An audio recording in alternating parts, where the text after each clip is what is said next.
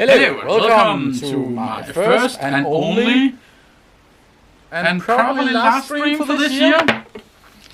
So we are just about to get started.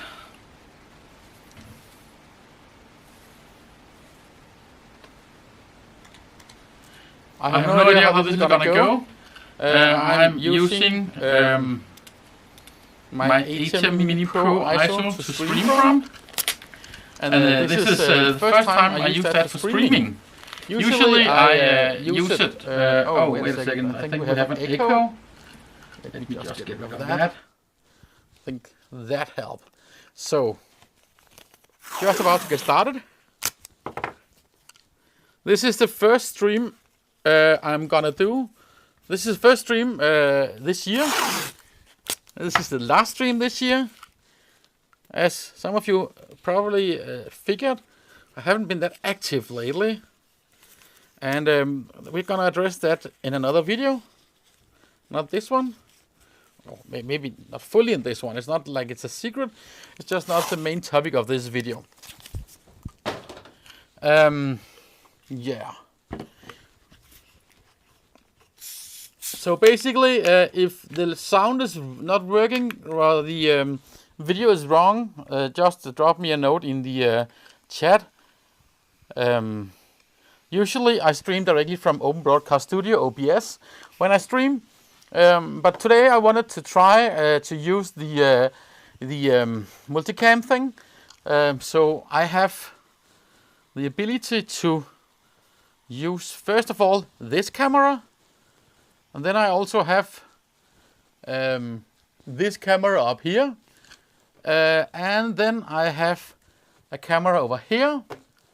And the reason why I'm looking over here all the time is because I have a monitor who shows me what you see, what you're gonna see, because there's about a 20-second delay. Like when I do something on camera, there will be around 20 minutes before, at least before I see it on the view back on my screen. Maybe you see it faster, maybe you see it earlier, I don't know. My drug of today is Coke. And people have been asking me if I'm sponsored by Coca-Cola, and I'm not. So this is why I'm masking it off today. So Coca-Cola, if you want me to peel the tape off, send me some money. Okay. This is not at all a retro computing video, but it is a retro video because this is... how do we do that? We push that button there. Because this is one of my earliest fandoms ever. Back to the Future. I was so crazy about that movie franchise when I was a kid. And I don't remember actually what I was thinking when I put this on my wish list. It's a few years back. Actually, I think I did it for my 40th birthday. And I kind of just thought it was a cool kit and forgot everything about it. And then I got it for Christmas this year. And just to go through that, I use Christmas and Yule interchangeable. I don't subscribe to the Christian traditions, so yeah. But it's just a habit to say Christmas when you do it in English. We never say it in Danish. In Danish, it would be Christmesse, which sounds stupid, and nobody uses that. Everybody uses Yule. Even the Christians use Yule. I'm not particularly Christian, so I don't subscribe to that. But this stream is all about putting this thing together, and I think it's gonna take some time. It has 1,872 pieces, and I hope to get through them all today. I don't have that much Coke, so I don't know. Is that an hour or two, maybe, I don't know. I would also like to open it as without ruining a lot of stuff. So I think I can use the knife over here to open this one without breaking it. It says that I should rip off this piece. I would prefer not to do that. And I think if I do this very carefully,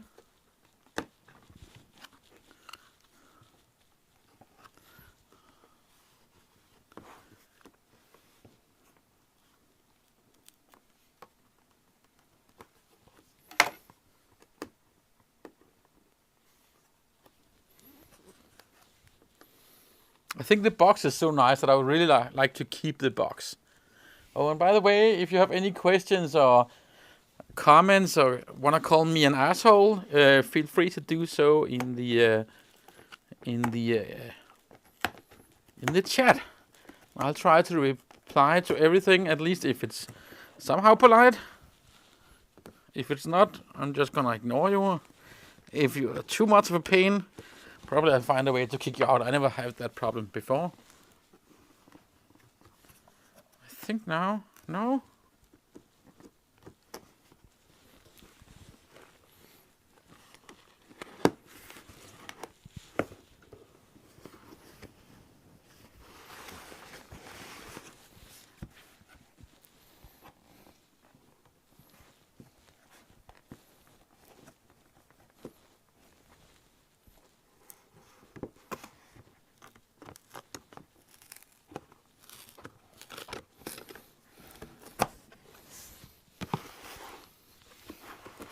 This is the first time in like 25 some years that somebody gave me Lego for Christmas. So I was super stoked when I saw that this year. But it's also hard to give it's also hard to give gifts to someone like me, because I will I just buy whatever I need, and if there's something I can't afford, probably I don't expect somebody who will give me a gift to be able to afford that as well. So really, yeah, I'm probably gonna. I understand that I'm a challenge to give gifts to. Yeah, so this is a lot of bags. That one has a number on it. This looks like the wheels. Those does not have numbers on them.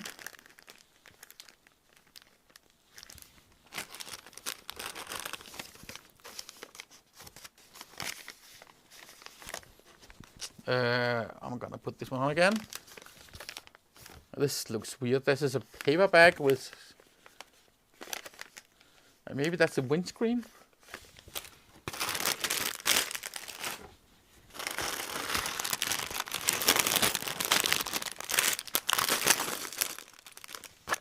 I'm guessing that I need to use these in order.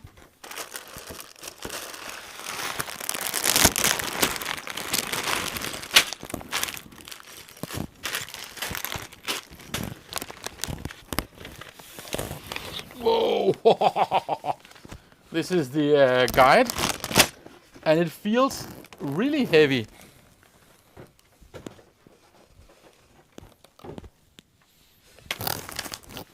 Okay, first of all, let's find some numbers. 1,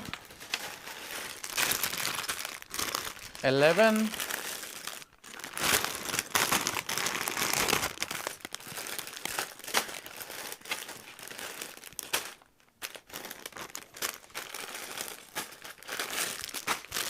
1, 2, 3, 4, 5.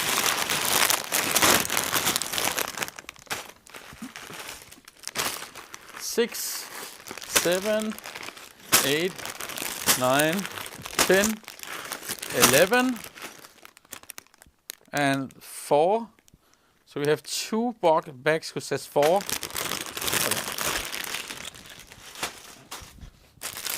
I'm gonna stack them here in the back in somehow correct order. But this number is different as well. Oh, I think I know why. That's because it actually says here on this box, it says like over here, it says 3 in 1. So I can probably these are the bags I need to.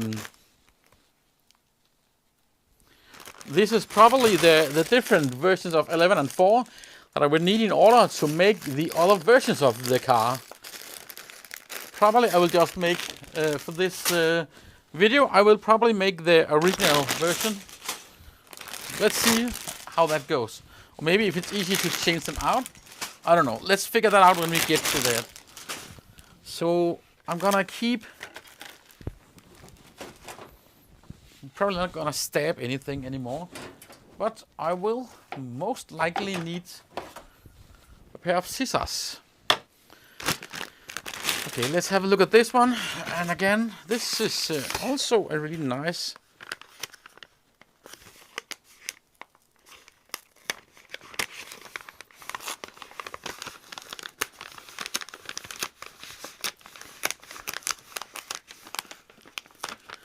Actually do have another Lego kit that I need to build at some point, but that's connected to a project. That's a Lego robot kit that you would use for teaching back in the days. And I acquired one sealed in box, which is really incredible. Oh, I don't need to open that anymore.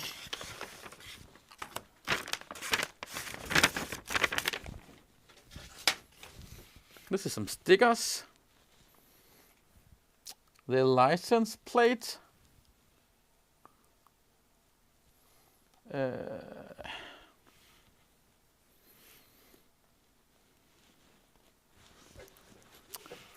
Cool.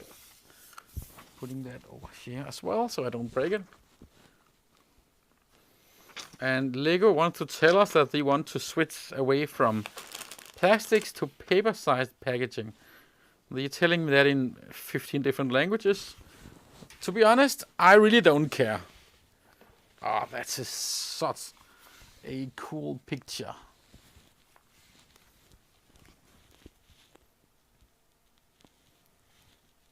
Really need to work on that light. Half of the lights at my studio right now has broken. So I'm probably gonna make a video at some point where I build new light for my studio. So usually I will have one right there. Usually I will have one right there and one right there. And you might notice that this area is pretty dark because both of those two are out. Then I have one there and I have one top down there that is working. And finally I have one top down there that's not working either. So 2 out of 5 spots are down, and now everything looks weird because I just looked into one of the working ones. But I really like the cabinets of the ones I have right here, so I think I'm actually just gonna build a new lamp and put into the cabinets I have here, but that's a project for another time, I guess. Cheers.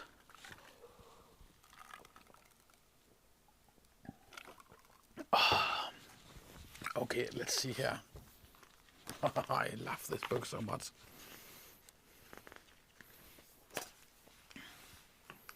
Oh, forward, Christ.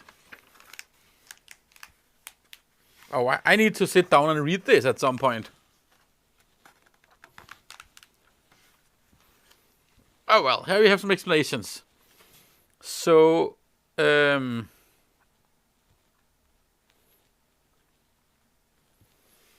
bag 1 to 10, that is the car without wheels. Oh, and somewhere there's a tool to like pick off the that's right there. So first 10 bags. I don't know if you can read this on camera, but I'm gonna give you the opportunity to try. So, I just got a text. Maybe somebody's trying to reach me. No.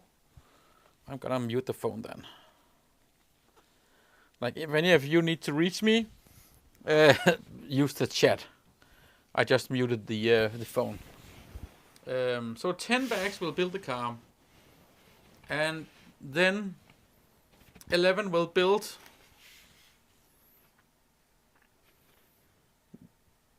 other things.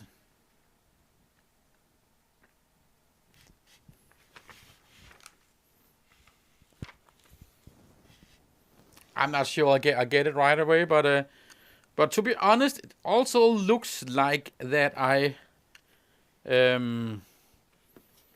looks that I can build the different things that will turn them into the different versions and just put them on and take them off relatively easy. So I think we should just get started. I'm just thinking of something that I'm not sure about, but can we maybe do picture in picture on this one?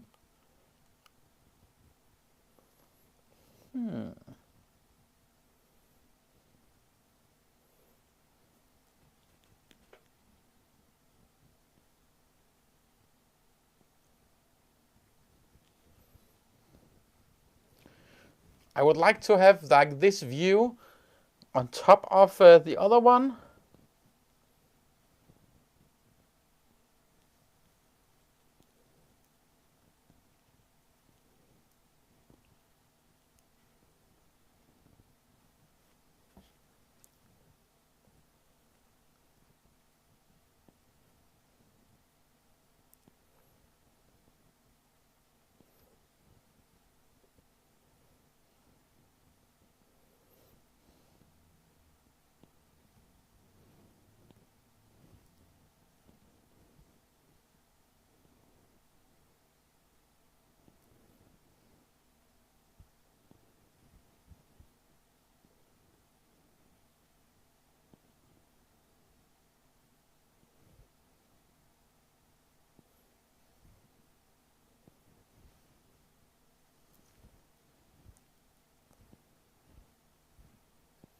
No.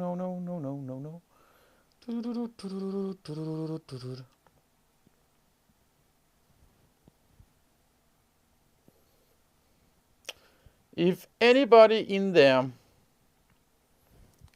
knows how to like put picture in picture on an ATEM Mini Pro, let me know, and I will see what I can do about that.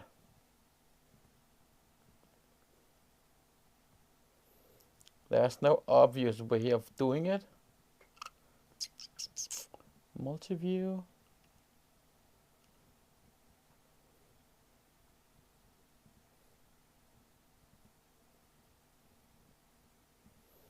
No.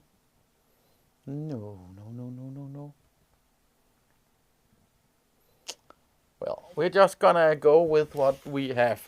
If I feel like doing an edit where you can see more details, the ATEM will actually record every single angle manually. No, not manually, automatically.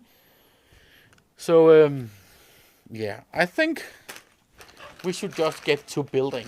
So if you get tired of looking at my hands and want to see my face, remind me to switch it out. Because right now we are going to build.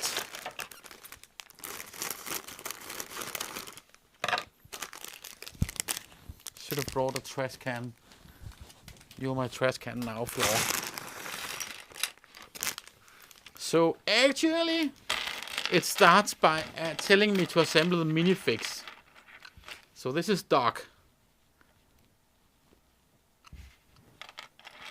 And this is Marty. Hey, come back here. I see the hats are in here. And Marty's trousers.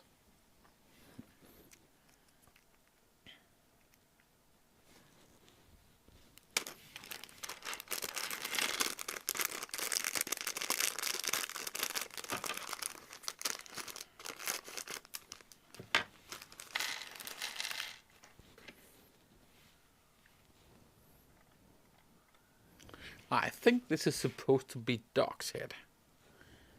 It looks a little, yeah, something dog-ish.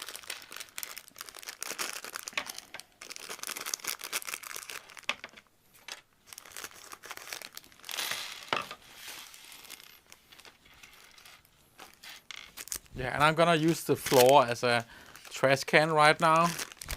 Probably gonna clean afterwards anyway. This is Marty. Marty has like a smile. Yeah, it's... Dog is shocked at something, and Marty is smiling. Actually, evil smile.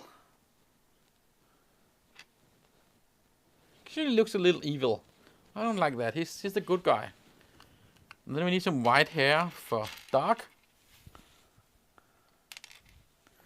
And we got that there. Great. The minifigs are done. Now follow for part 2. Hey, wait a second. It's not TikTok.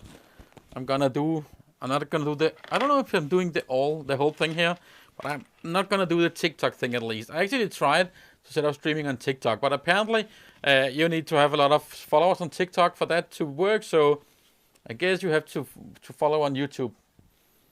Well, yeah, it's probably easy as well to just have one stream to maintain. Okay, so we need to build some frames here. This is 1, 2, 3, 4, 5, 6, 7, 8, 9, 10. Yeah, that's a 10. And then we need...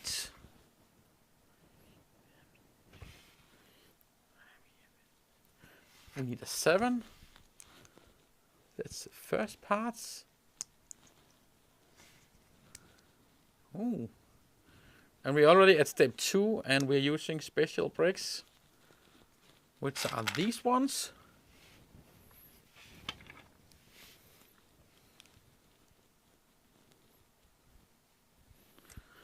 Should I probably... Actually, I think I have an idea of something that would be cool.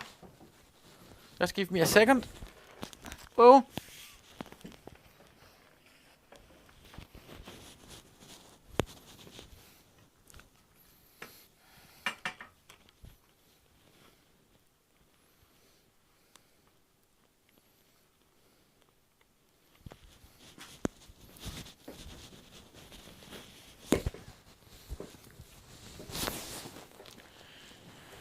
I just realized that a side view might be interesting for you to follow some of these smaller details here.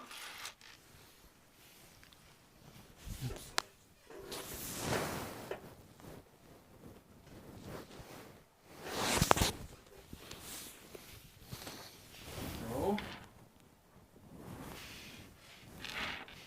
we have this one. Now we need 2 of these 6 things.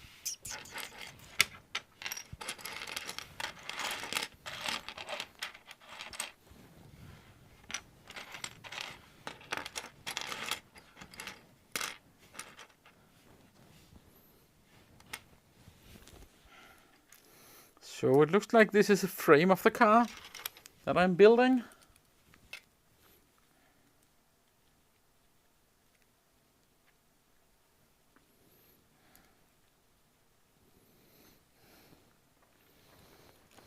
And that's the first page.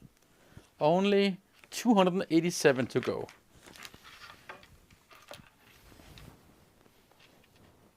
Yeah, and then we want to continue on with these. And yet another one of these. And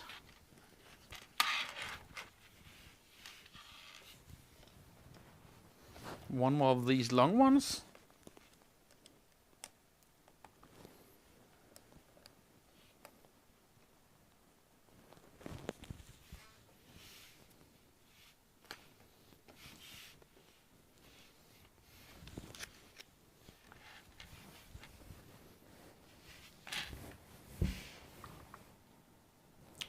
Now we need some of these blue thingies. 4 of these. And we need 8 of the smaller black ones.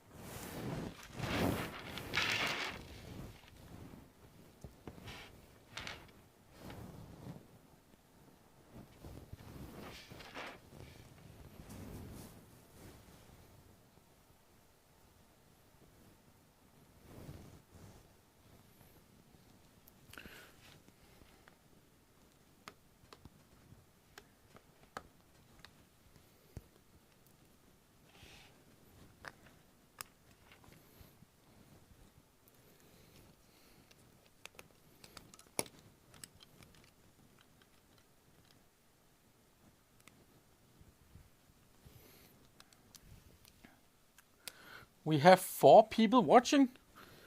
Say something in the chat. If it's just me sitting here and hey, throwing away pieces, it's gonna be a long day.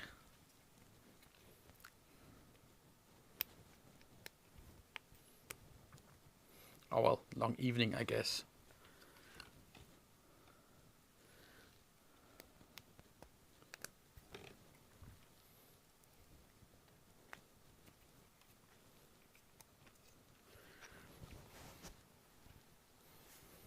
And we have some of the black ones goes to these small tiny holes.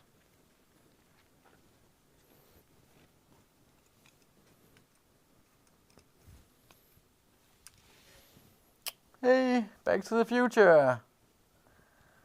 Eta Hydri og Leica and Christian.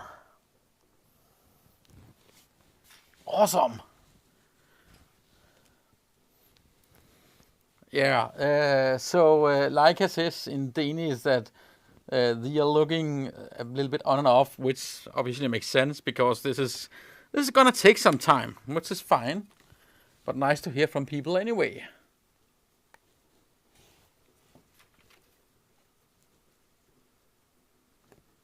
And I can hear fireworks from the outside. I guess today is the first day it's legal in Denmark to use fireworks. Like we have these rules that you're only allowed to do it a few days before and a few days after New Year's, which is great, to be honest. But also there's a football stadium close by, and they actually have a license to use fireworks all the year. So I guess that could also be the football station. I think, no, it's too early for that. It's usually around 10 o'clock that you will fire their fireworks.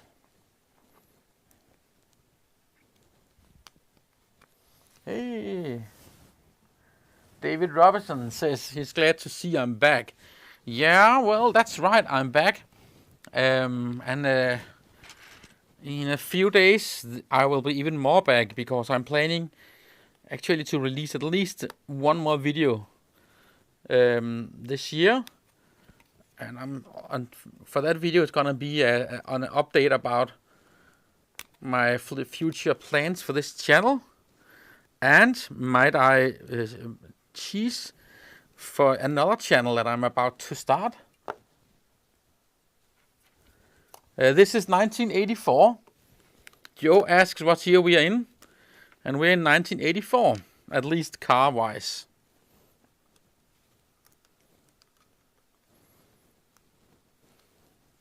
My mental state right now is math.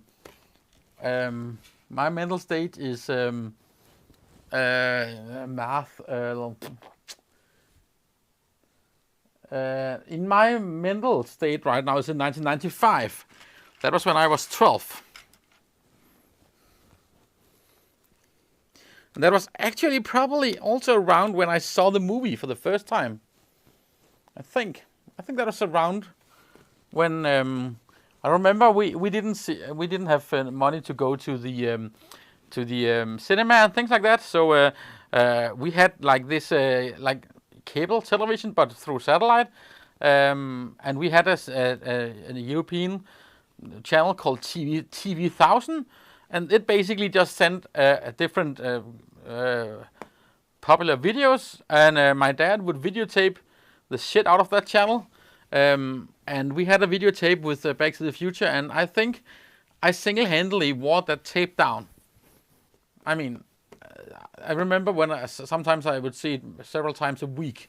I really loved that movie. Great. So that. Oh no, let me use the new one here instead. So this, right now we are at this stage right here. And now I need to turn it around and put these things on the bottom.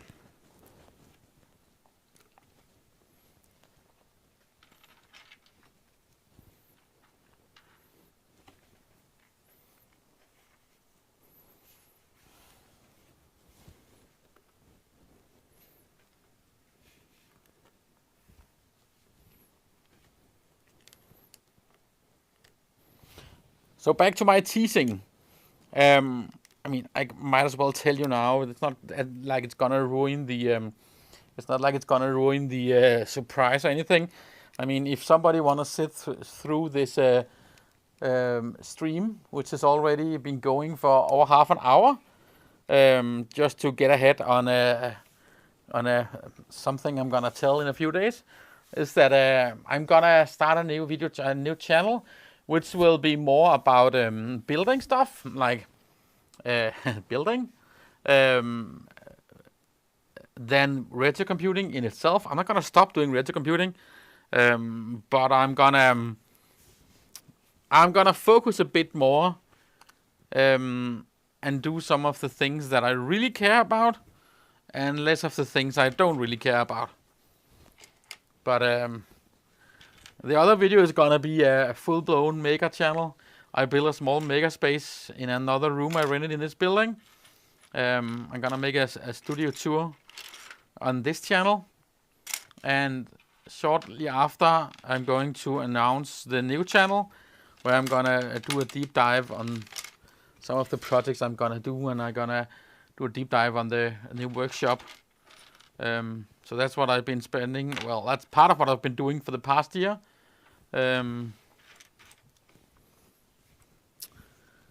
Great. So this one goes in here.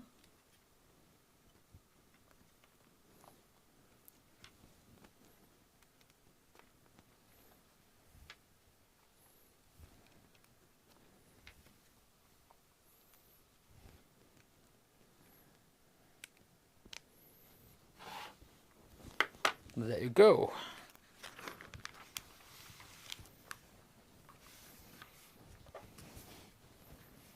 Now we need some corner pieces. Never seen. Well, when I say something like I never seen this color of thing before, or this type of brick, I mean, I haven't built a Lego set since the 1990s. So that's probably just because I haven't seen it. It's probably not. I mean, it's probably not new to people who knows Lego. It's probably just new to me because I fell off a wagon in 19. Yeah, basically when I got a computer, I stopped wishing new Lego sets for Christmas. Does it have a direction? I'm not sure. I don't think so.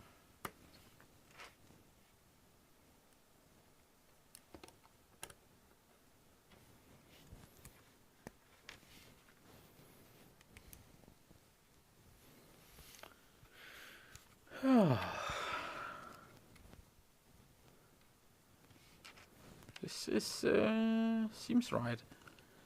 And then now it has a direction. This one goes here and here.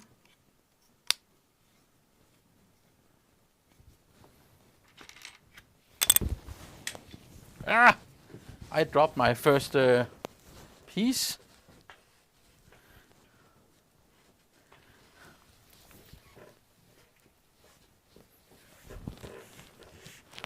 If this were a drinking game, there should definitely be a drinking every time I drop something. There should also be a drinks every time I would speak into a camera that was not turned on, which I had done 5 times so far already. Probably if I was to do this like more routinely, I would probably need somebody to help me run the cameras.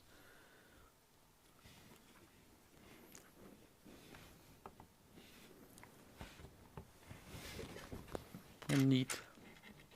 Ah, that's the same as the red one, just behind. Oh, that's probably gonna be the light.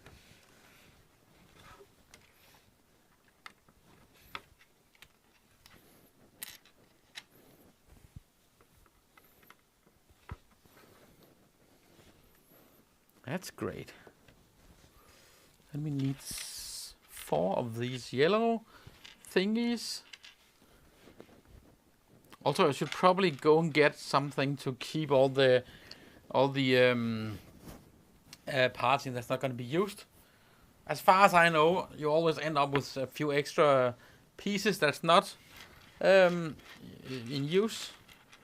And we should probably save those for just to be on the safe side.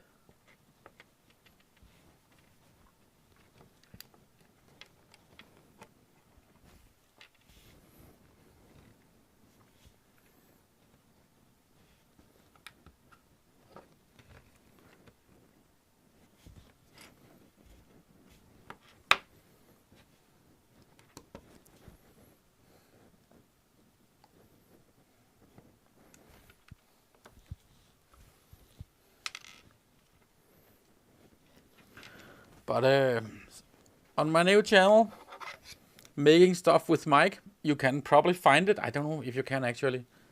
I think I renamed it, but I didn't put up anything there yet. No,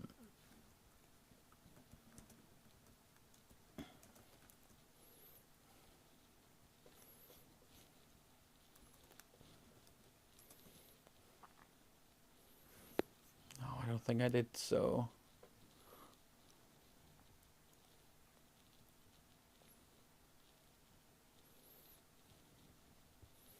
Okay, I actually made it, but you can't find it.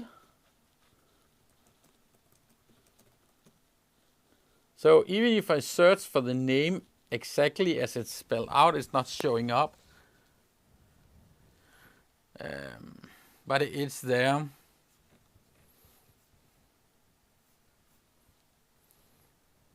But yeah, nothing there on there yet, so don't worry too much about that. I'm pretty sure I will try to make as much noise as possible when I start releasing videos on it. I will most likely put up a couple of videos here between Yule and Christmas, Yule and New Year. And then I'll probably announce it somewhere in January, so that when I announce it, there's already a little bit of videos on there already. Okay.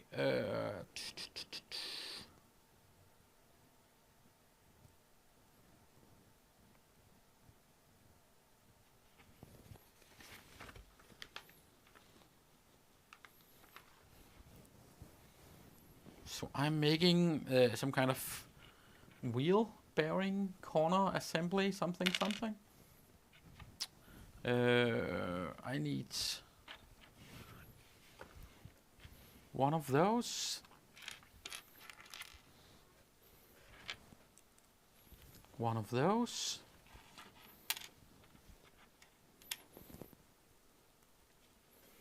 One of those.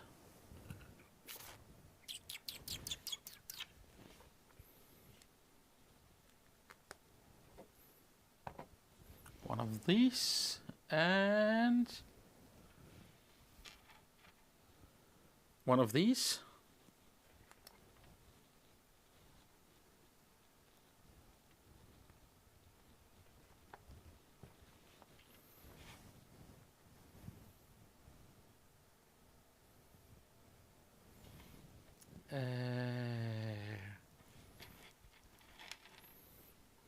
brown thing like that.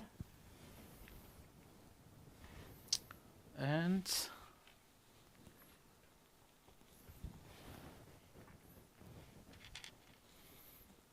there you go.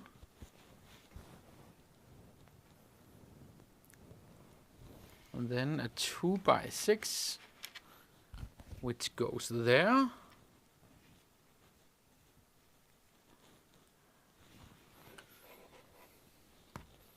And that needs to go right there. Awesome. And I need to do that once more. One of these. One of these. And one of these. And then we need one of the gray sidey thingy. Green. No, a gray sidey thingy goes there. And a white hat.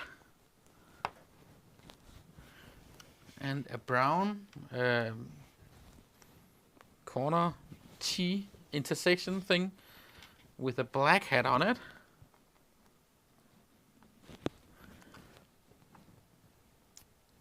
And the brown side thing.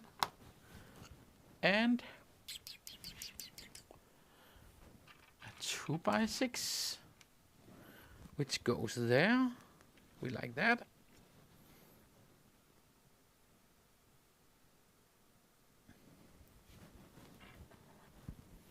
And then that one goes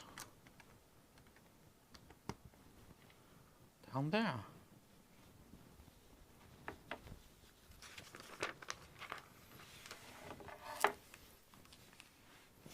And we need to do the same thing again.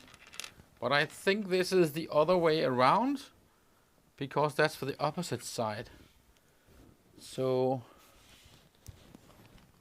I'm putting these two there.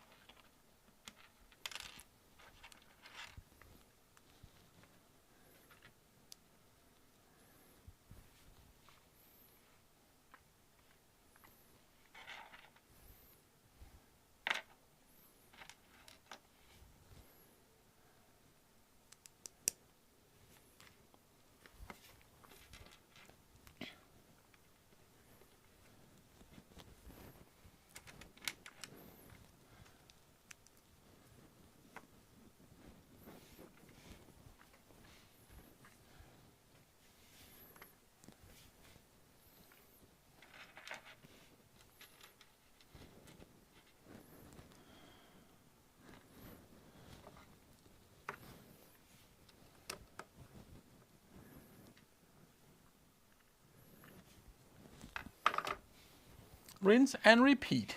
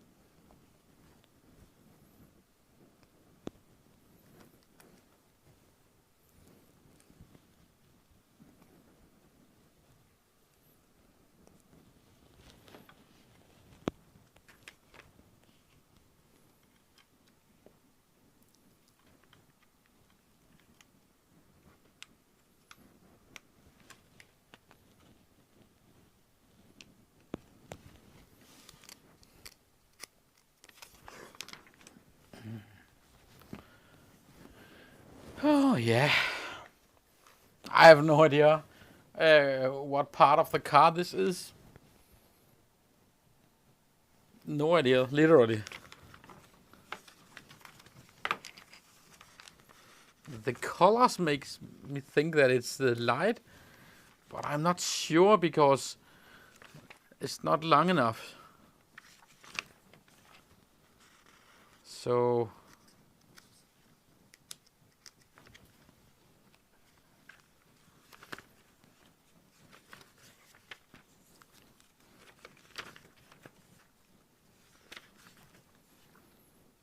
maybe this is gonna be the back of the car.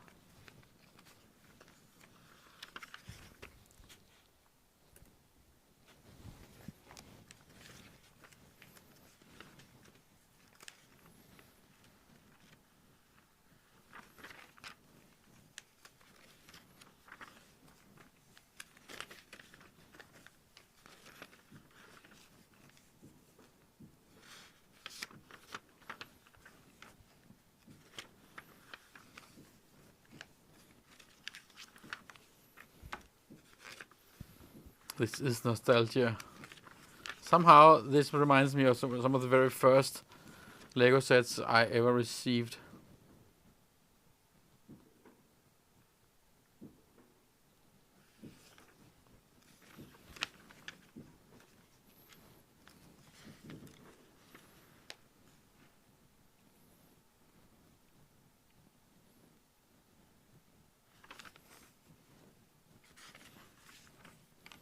I think I'm building the center of the car here. That's the best I can guess right now.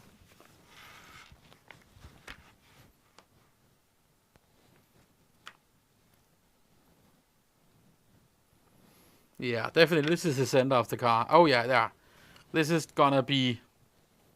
So the engine room is gonna be up here. And the back of the car is gonna be built down here. That makes sense. Let me do that again so you can see what I'm doing. So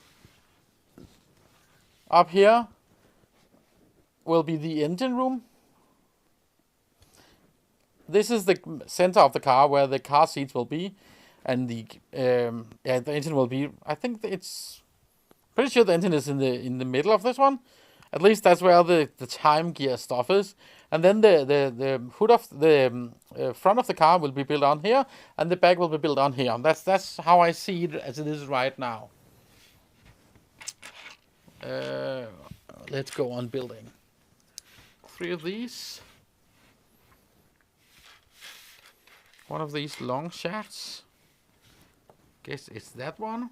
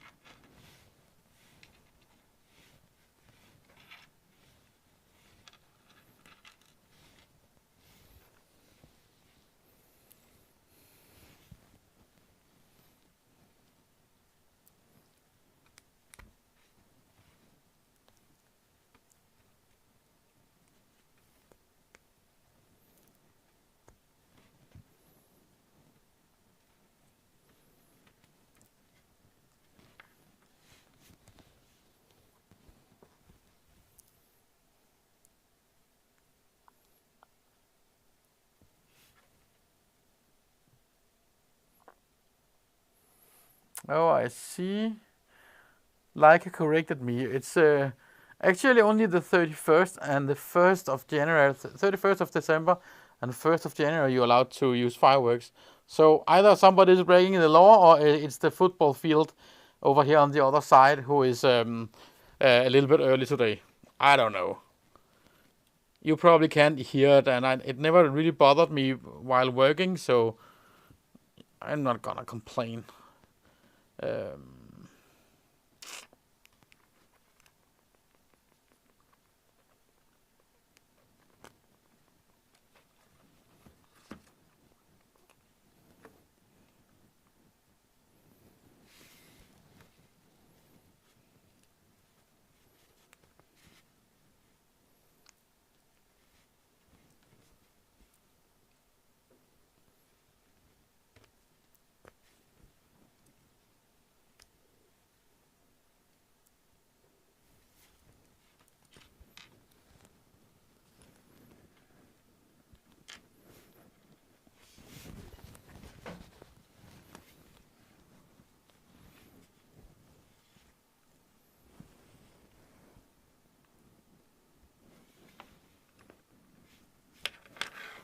I think I skipped a step. Yeah, I skipped this. I think I skipped a few steps. What the fuck am I doing? I did this one. Then I probably flipped 2 pages. Okay. Well, we're gonna save this one for later. I'll probably need it. Right now we need 2 of these. And 2 of these. And 6 of these small black devils.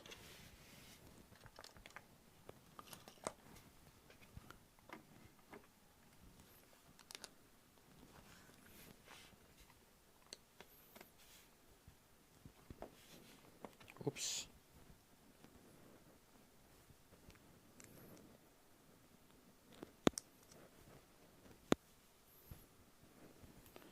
And then I'm gonna put this one in there. One there and one in the middle. And I'm gonna make 2 of these. So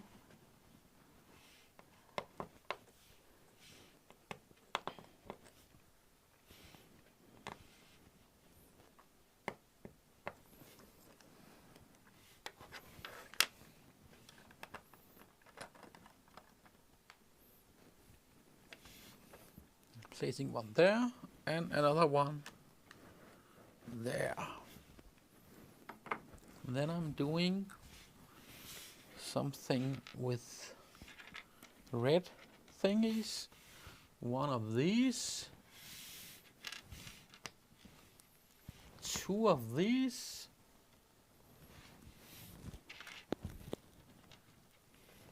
2 of these. And 1 of these.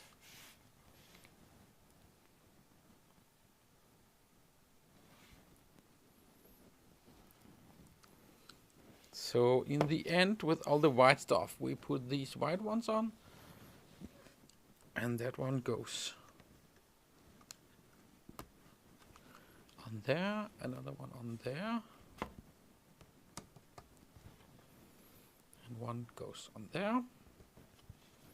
Turn the entire thing around and do it all again.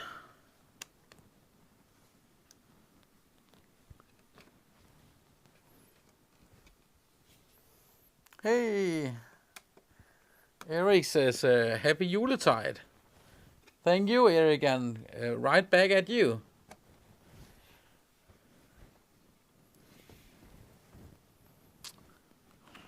And now we need to put some flooring in our car. So we need all these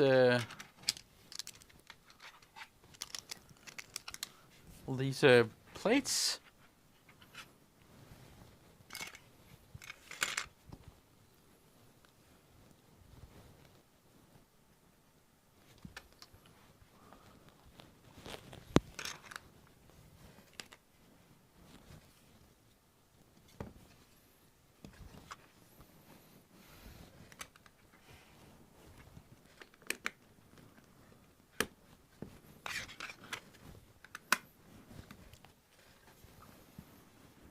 And we got 2 of these smaller ones that will fit in there.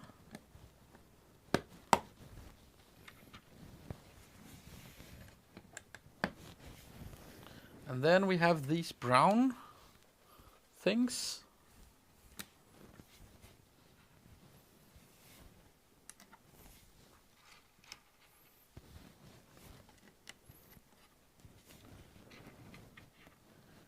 Oh, the recording has been going on for half an hour already. No, for an hour already. But I started recording a little bit before I opened the stream. So what stream time? Can we see that somewhere? Yeah, that's about an hour. About an hour, I guess. It doesn't say anywhere. Oh yeah, right now it was an hour. Cheers! No, that one. Now you can see my non-coke. And now you can see me. Cheers! And very happy Yule-Tide to you, my friends.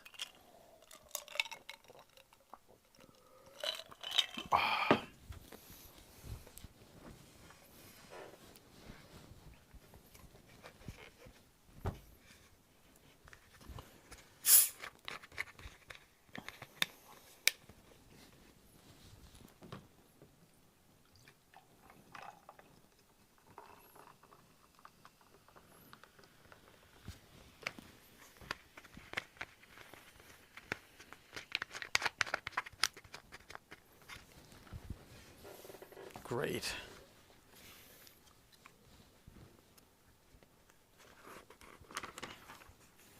Now we get to the step where I stepped ahead. And this one needs to face that way. And go in between that one, face downwards.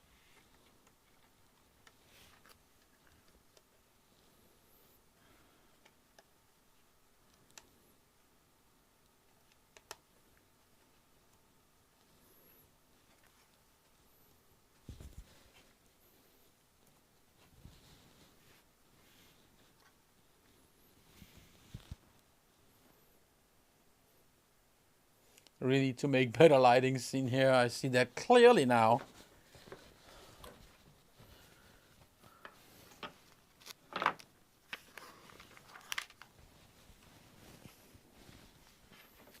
We need to make more of these weird things.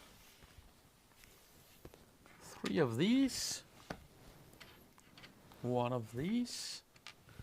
1 of those.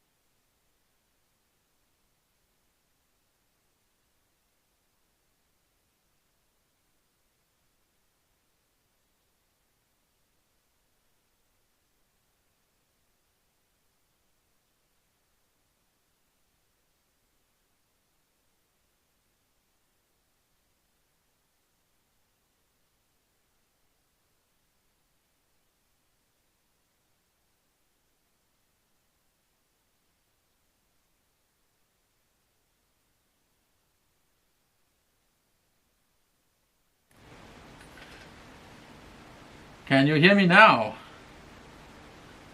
That's probably way too loud.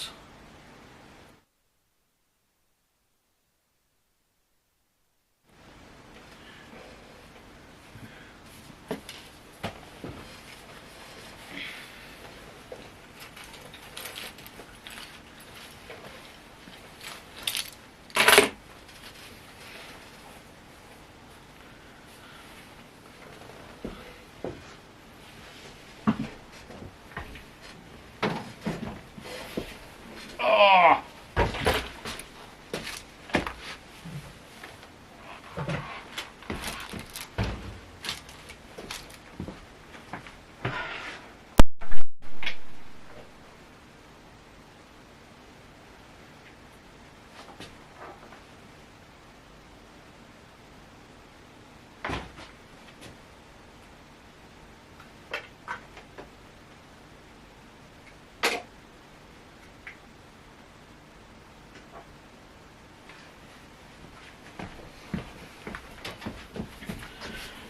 Okay, I really hope. Yeah, the keys to the Lego car. I really hope that the sound is not that bad. It seems to be a little loud though. Hello?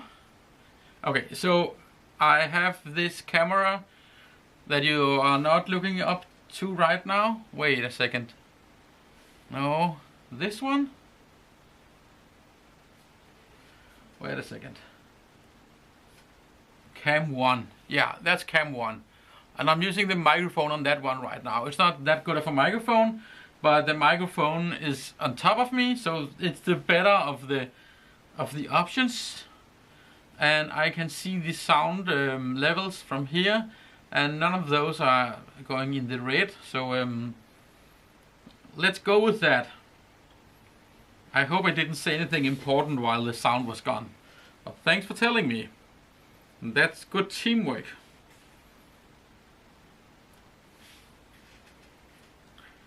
And if you like, if you have opinions on what views you prefer to see, let me know. Because most things are movable. Where did that come from? Oh crap, I forgot to put that in somewhere.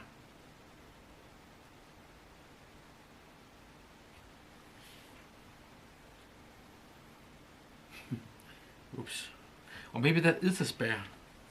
How am I supposed to know?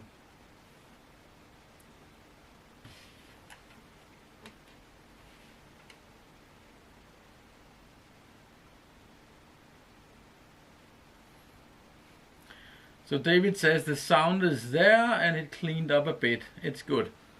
Yeah. So if I'm ever gonna like make a quote unquote real video of this, I'm probably gonna put a sound overlay on or something. I don't know what this video should be about, but maybe I'll use it as a B-roll for something at some point.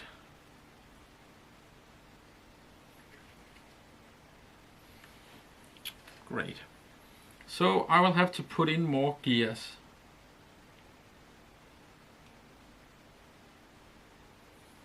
So for this one I need 2 of these,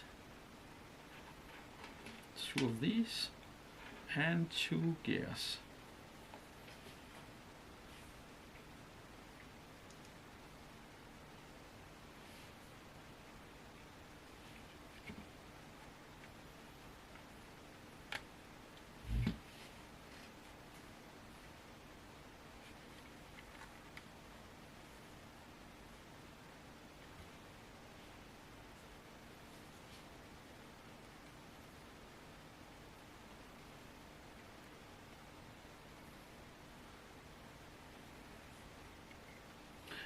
But this could also be like a trial run for when. So next stream could maybe be me working on a retro computer or something like that, where the stream would be me working on it and figuring it out, and then I would use the video recordings from that stream to make the video where I go through it like on an overview or something like that. Well, this is nice. So all these gears are spinning in sync now. Now I need the second bag, and I have a handful of small things in a spare. I really hope that I did that right.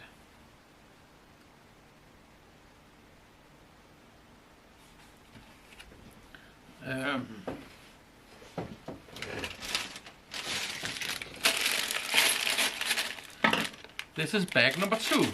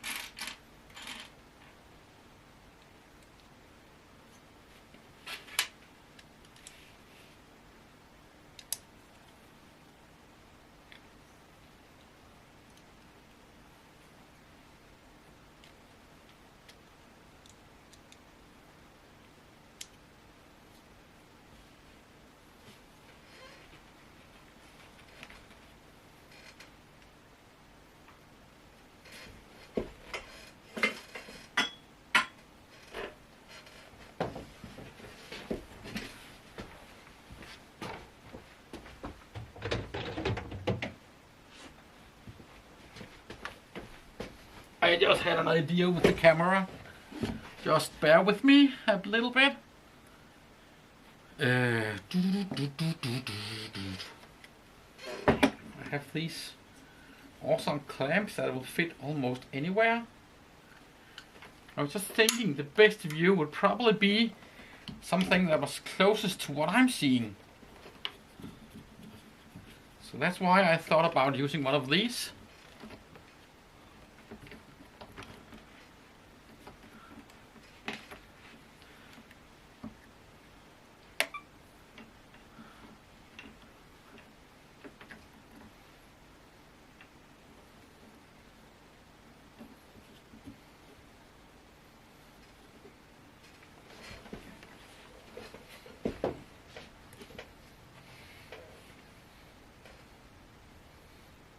Yeah, don't that work better, I think?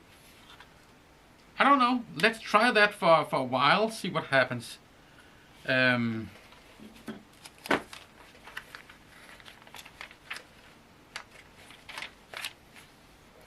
I'm building this thing, and that needs to go on right here.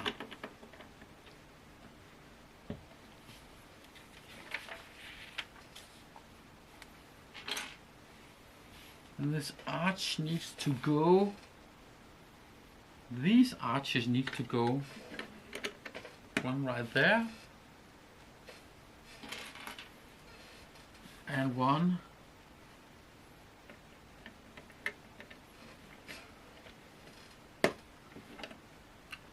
right there.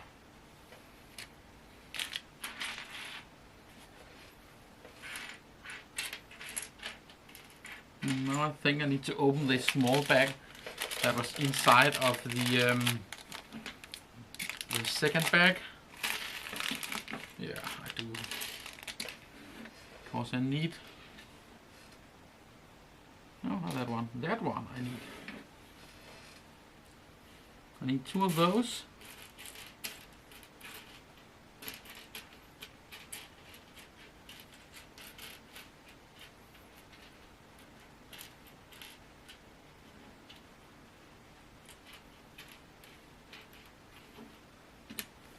Of those, and I need one that looks like it but with a little bit of arch on it.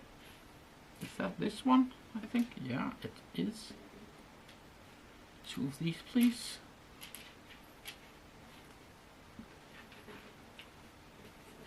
These round things. 2 of those. Whoa, and 8 of these.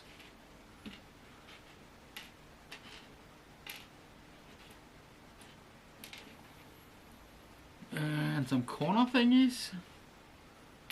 That's the one right there. And a few hook thingies. Come on, where are you? In the other pile? Yeah, you're in the other pile. Great. So I'll take that thing.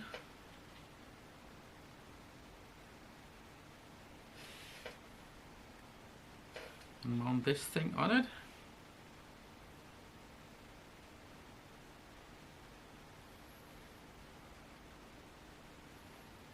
Followed by the hook thing. And the flat thing. I need to make 2 of these. So that thing.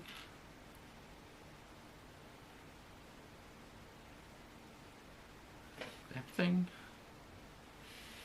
That thing.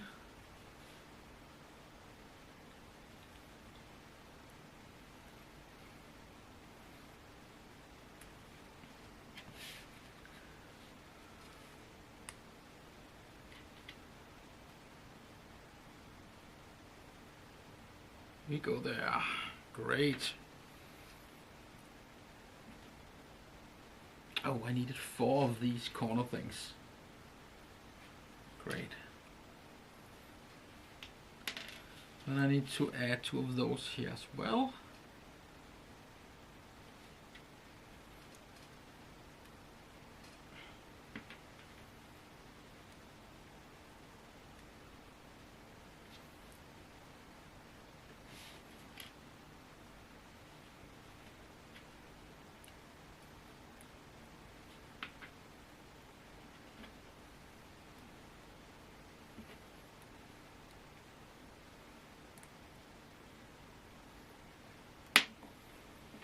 That needs to go underneath the car.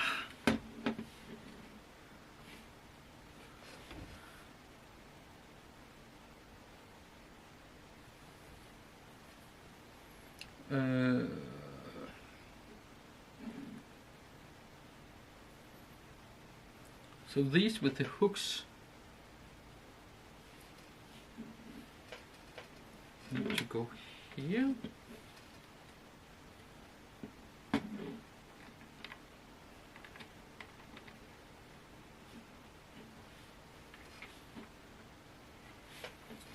And then I put one there which does not have a hook. Damn, if it was just listen to myself. Do what I say, don't do what I do.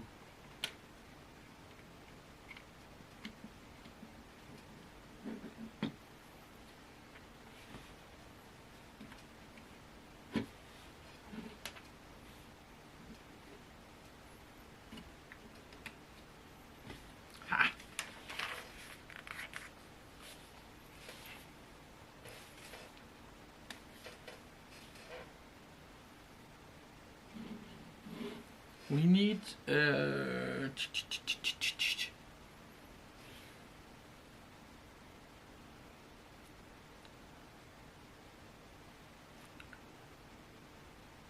what?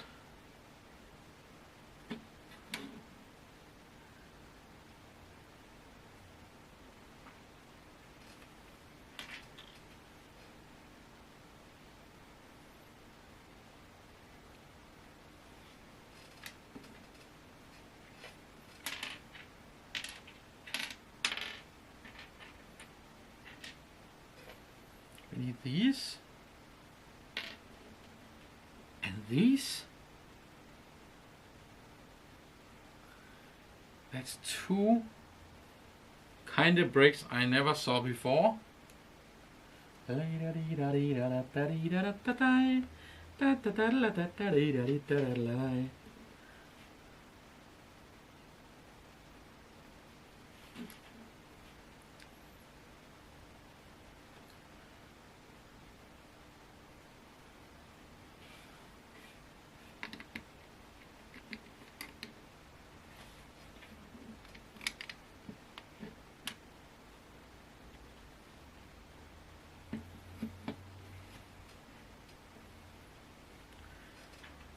I mean, there's a lot of bricks here. Seen a few videos of people putting together Lego kits, and I'm pretty sure this is special bricks. I mean, this is a 4x1 where the two middle ones are missing. Is that common now?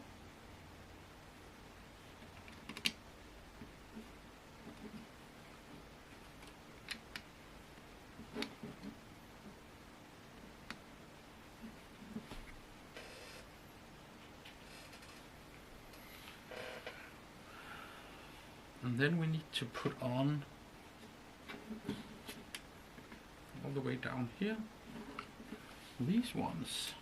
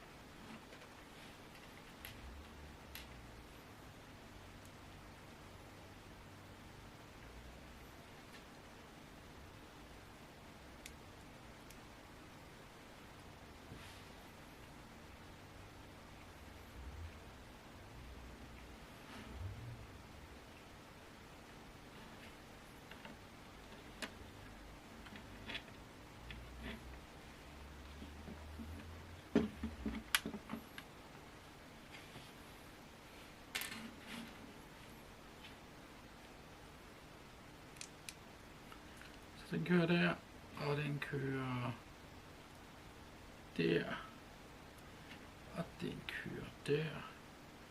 Oops, I just started speaking Danish, sorry about that.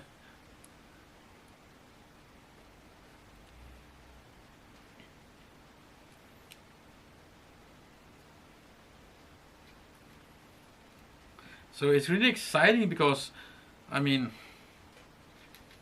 it's not clear that right now this is gonna end up being a car, which is kind of funny. I'm building something and I don't understand what I'm building, and I'm learning as I build.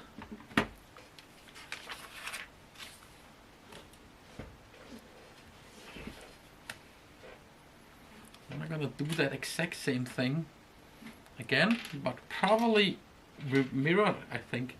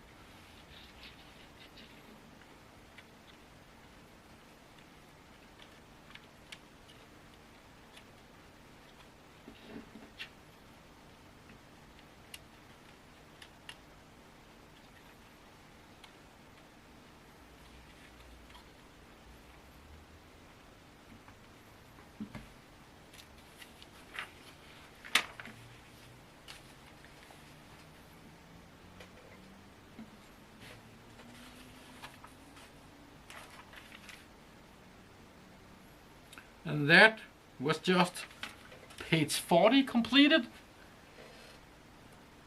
Let's have a cheer about that. And right now, I kinda regret I didn't get some snacks for this, but I didn't, so yeah, let's move on.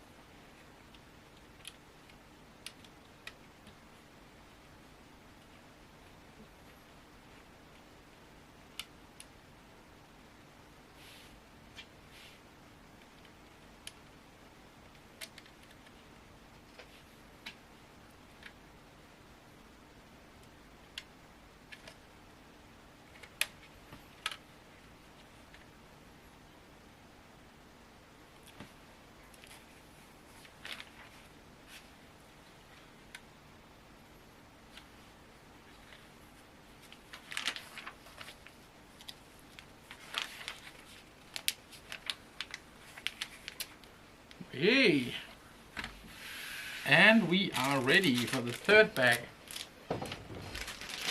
This feels like it's gonna take quite some time.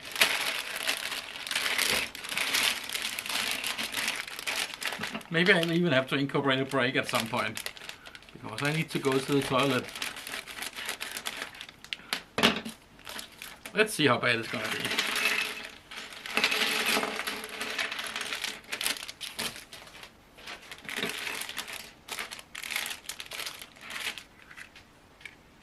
I wonder what that is.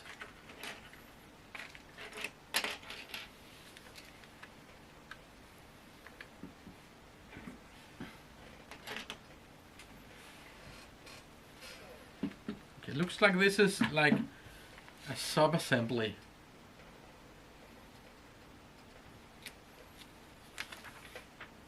Yeah, okay. So this one shall have a black thing in it.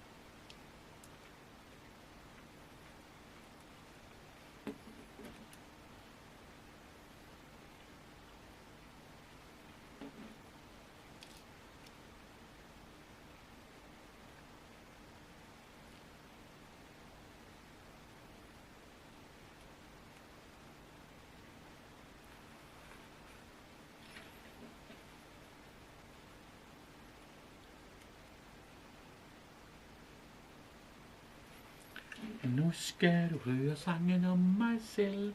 Husker jeg verset er dit held.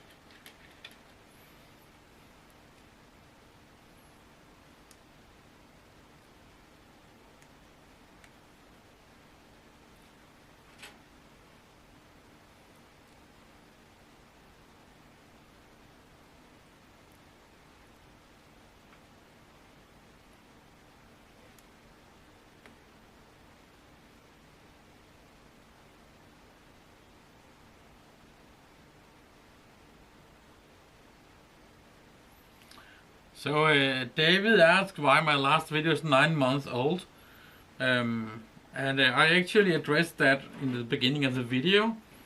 So the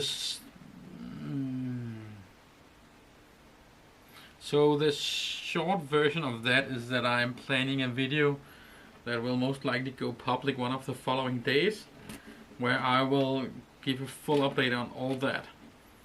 But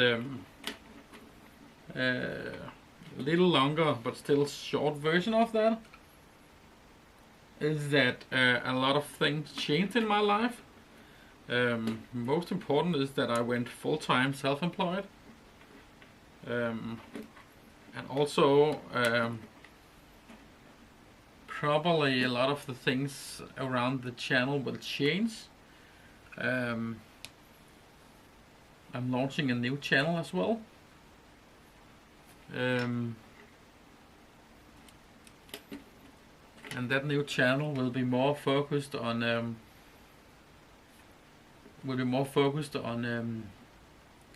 making stuff. I like building stuff more than I like repairing old computers. Also, in the end, repairing old computers started to feel like a grind, like a duty, like something I had to do. And at that point, it kind of lost its appeal to me. But I still like fiddling with stuff. I still like coming up with good ideas and making pretty stuff and functional stuff. I also like to tear down stuff. That's also fun. I also like to repair old stuff. So I'm keeping the retro channel around, not closing that down or anything like that. But I'm starting a sister channel that's gonna be called Making Stuff with Mike. The channel is out there and it's public, but it's empty right now. And it's not secret as so, but I'm not announcing it on this channel for real before I put a little bit of content onto it, which I hope to be able to do between Christmas and New Year.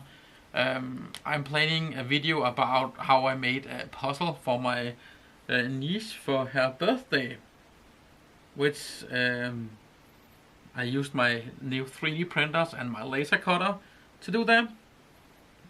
So a lot of the time was spent building a Maker's workshop, which probably also is going to be part of the video where I announce a new channel, which probably will be a studio tour. And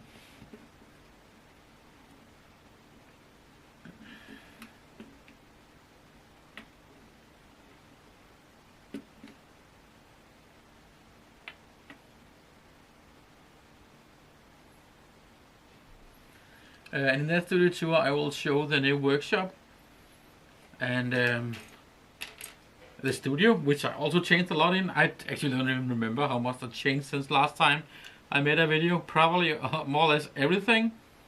Well, I did change everything, but you're probably not gonna be able to see that because lots of the things that changed are not like visible, in the sense that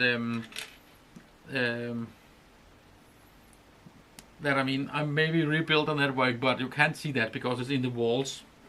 Just to give an example. And I'm also gonna be building some different open source things that will be part of the new channel. So I think there's a lot of exciting stuff coming up.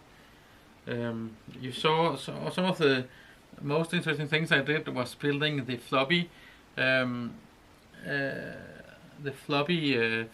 switcher for my disk imaging machine.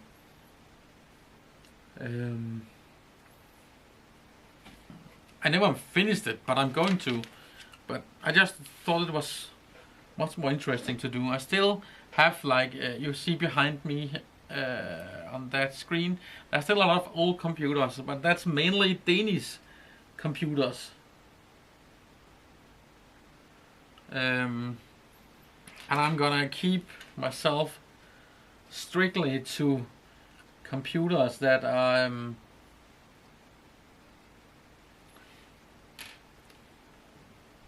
to computers that are somehow relatable to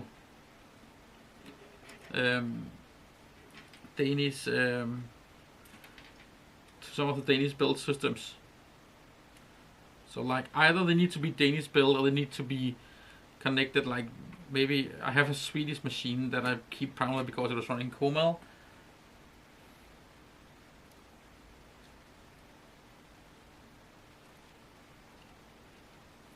I think I'm building a suspension here.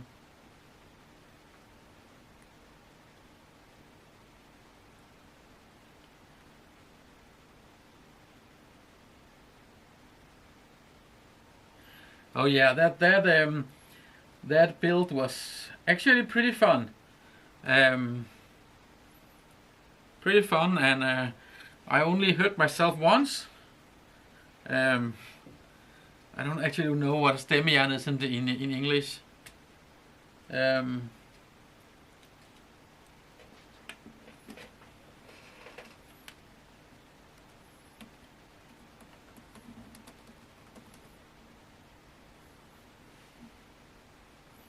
That's not true.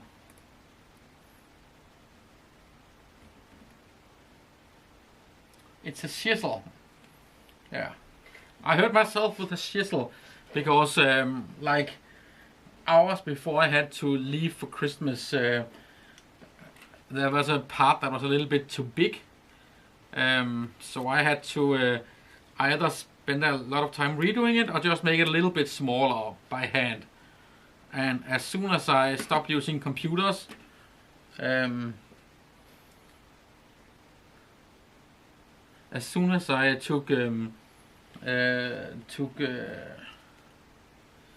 as soon as I stopped using a computer to build stuff, I started hurting myself. So that's probably why I should just keep to using this. No, not keep to. That's why I should continue to use computers for doing dangerous works. I mean, I never hurt myself using the laser cutter or the router or something like that. But as soon as I used the manual tool, yeah, then I got hurt. But it was nice. I had an artist draw a picture of Paw Patrol, of which my niece is a huge fan, and then I had him add her into the picture, and then I glued that picture onto a 4mm plywood, and then I put that in the laser cutter and cut a puzzle pattern on it. And after that, I built a small. After that, I built a small box for it using the same things.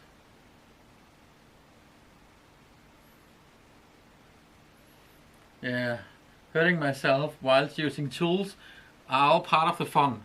Yeah, and at the same time, you get to have a little bit of my DNA on the things I'm building. That's all fun and good times.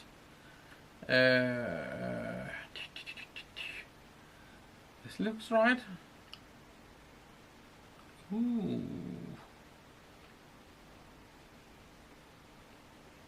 I think I figured out what's in these boxes. It's probably the rubber bands, of which I need right now.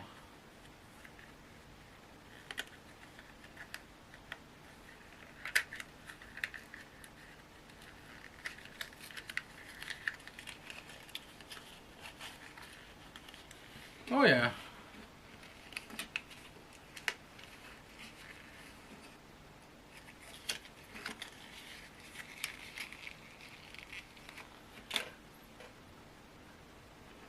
The hurting myself, it was just like a relatively deep, but not more than that. Where did that come from?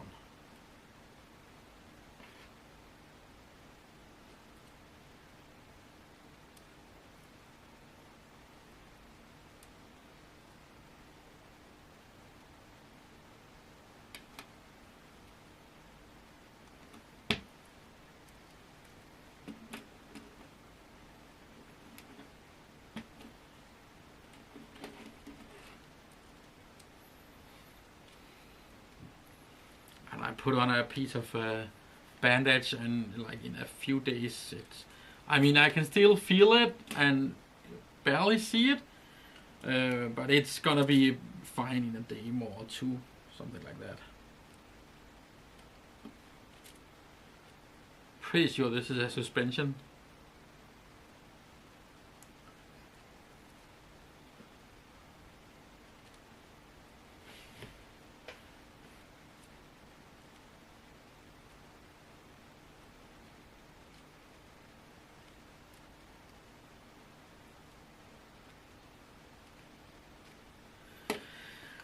Okay, I need to do all that again for the next one.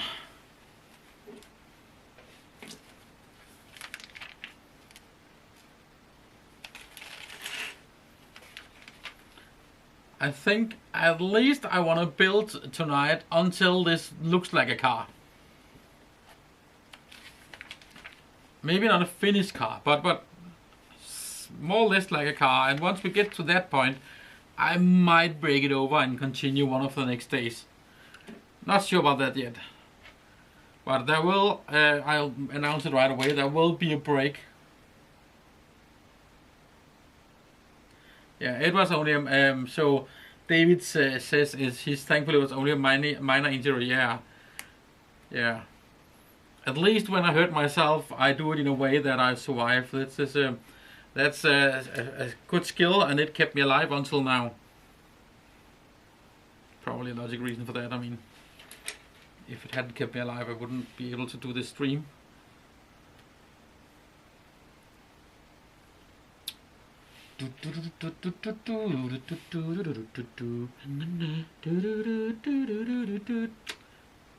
I was considering to add some kind of like Yule music for this stream, but I actually don't know. I mean, I have this one which was free on YouTube that I used for my Christmas calendar, but that's pretty annoying to listen to that for 3 hours. So, and also maybe if I wanted to edit it afterwards, that would have that sound all over. Yeah, so I just dropped that.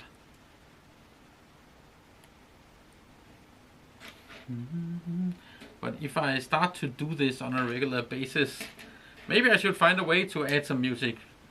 Doesn't have to be like super loud or anything, but just if I spend an hour debugging an old computer, probably both for my sanity and for your sake, would be nice to have some minor distractions going around. So that one goes in there.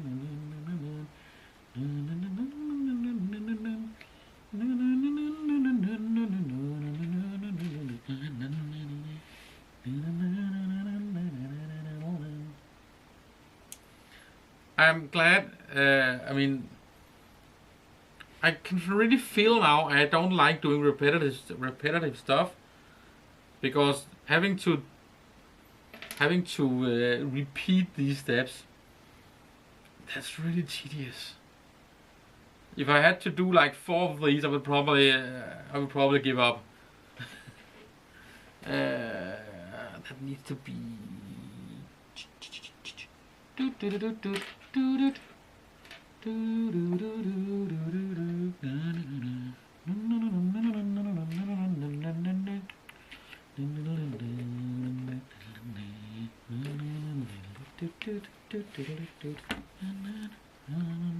I think I made a mistake somewhere.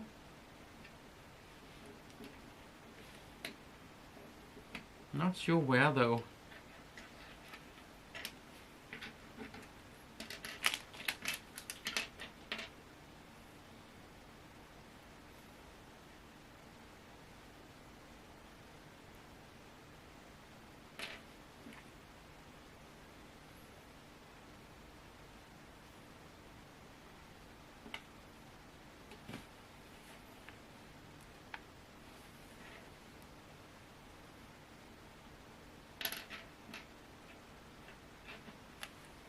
No, okay, maybe I was.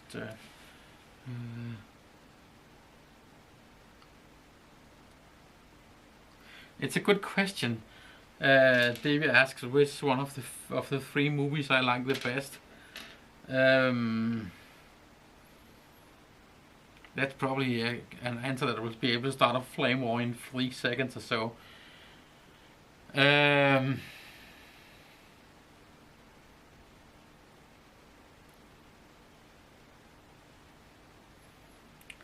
I'd always been a future boy, so I would have liked to see more happening in the future. I would have liked to see more time travel stuff. More like going back and forth, instead of just like staying in one place. So the time travel thing, I think that could have been played better, but I really like the characters around Marty and Doug. So I'm probably gonna have a chicken out on this one and just say I think they are all equally bad, but the main characters are what made it for me. Because I could sit down and point out things I would improve in all the movies, but I cannot find a single thing to improve in either Marty or a Doug. I mean, obviously there are personal flaws you can improve, but those personal flaws are what's keeping the story interesting.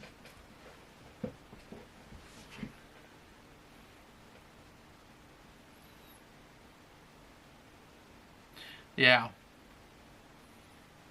But if I had to pick one, if you're really putting a gun to my forehead and say you have to pick one or I will kill this puppy or something like that, I would probably think that the first one were the better ones.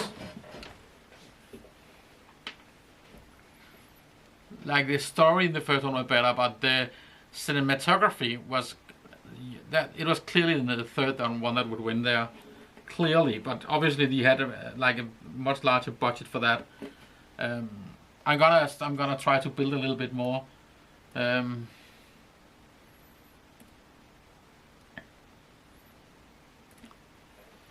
And now David said that he missed the first half hour here. So I probably just have to repeat myself again just to be sure. This entire streaming setup is new. Well, it's not new. I had the equipment for years. But this is the first time I'm using it to stream. It's an ATEM Mini Pro ISO. And one of the first things I just discovered was that it's not able to do picture-in-picture. What the fuck? I mean, that's kind of the first thing I would want to do. But apparently, when you pay almost €1,000 for a device that will do professional video streaming, picture-in-picture is not part of that thing. And that annoys me a bit because I really would... Yeah, I don't know. It's probably gonna mean I'm gonna rebuild parts of my streaming setup before I start doing a lot of streaming.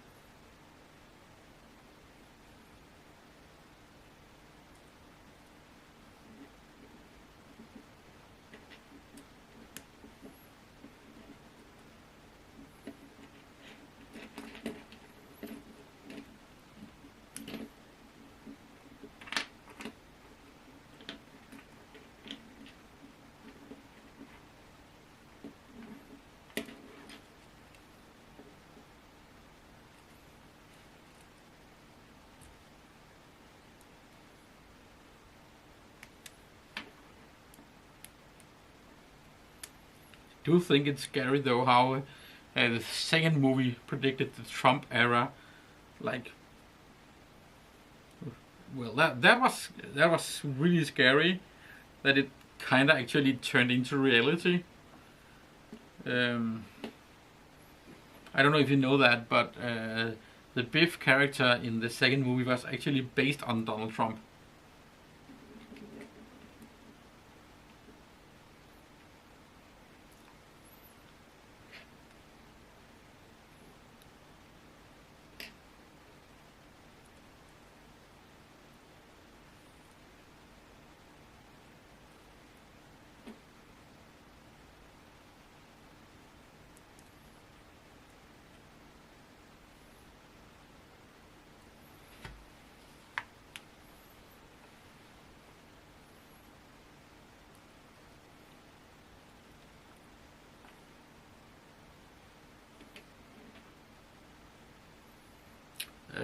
I actually I wrote a in my last year of high school, you have to write like a huge, huge and huge. You have to write a larger than normal essay paper or something like that, where you have to do a deep analysis of some kind of movie. And then, well, no, not that you have to do that, but that was what our teacher had chose. You have to do like a larger assignment, and he chose that we were to choose our favorite movie and do a deep analysis of that. And I picked Back to the Future. So I spent a lot of time like watching everything I could get my hands on back then, like the director's cut and commentary and yeah, I mean, there are a lot more of that. There are a lot more available on YouTube today, but in 2003, 4, it was really hard to find all the information actually.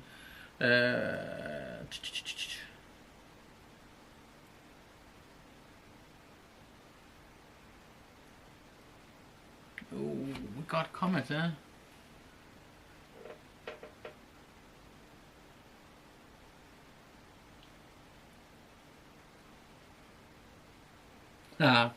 So it's Hydri, I think. He foreshadows that with all the upcoming AI tools, there will be like fanfics all over the place with Back to the Future content.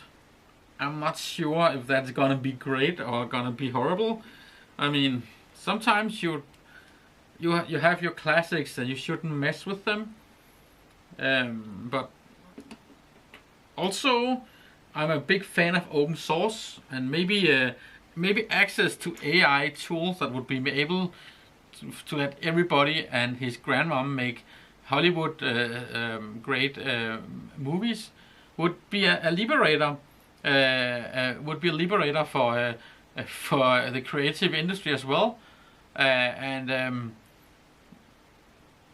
I mean, I think software is better with as much people working on them as possible, and I'm having a hard time arguing for why the same thing shouldn't be possible for creative content. I mean, sure, Harry Potter would be much different if there were like 200 different versions of the second book. But I'm pretty sure that one of those 200 books, maybe a few, would be better than the second book we have right now.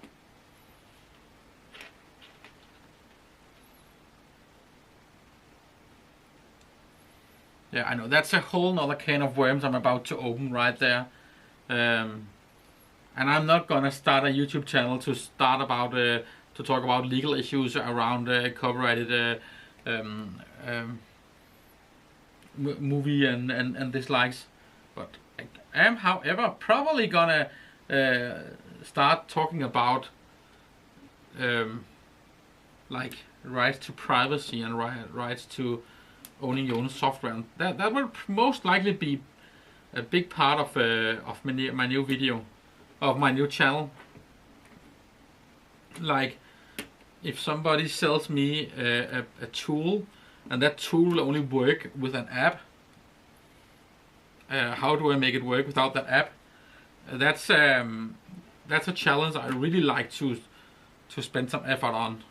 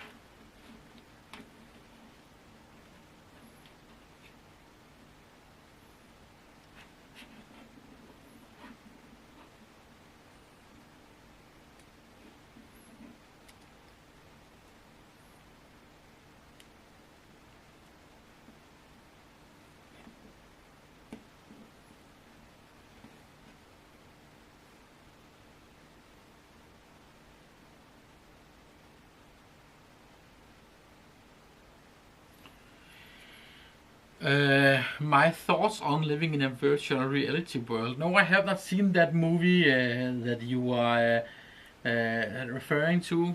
Maybe drop a comment on where to find that movie, and maybe I will. I mean, doing recreational things in a virtual world, I don't really have a problem with that. I mean, whether you go to a pub and drink your brains out, or you go to the holodeck and have sex with an alien, I don't really see the difference in that. If you're talking about living in a virtual reality world, then, I mean, unless you're talking about actually uploading your brain to a thing, that's not possible. I mean, you will still need to eat, but let's say that we get the technology to actually upload your whole existence to this virtual world. I actually saw a talk once where a I don't remember who it was actually, but the person who gave the talk foreshadowed that in the way to survive, or however, or at least live as long as possible once the universe gets to the heat death, would be to create huge supercomputers around red dwarfs and let them use that energy from the red dwarfs to power the virtual world where the rest of, let's say, humanity would live inside. I mean, that's a bleak world, but it's also, I mean, better that than not being alive, I guess. But I think, like, I mean, living in a virtual world with the tools we have today is as sad as people who would never leave World of Warcraft. I mean, I don't mind you playing World of Warcraft, but if that's your whole existence, then I seriously think you have a problem. And if your whole existence consists of living inside some kind of virtual world that somebody made, even if you made it yourself, I think that's kind of sad. But that's not to say that it can't be part of your life, if that makes sense.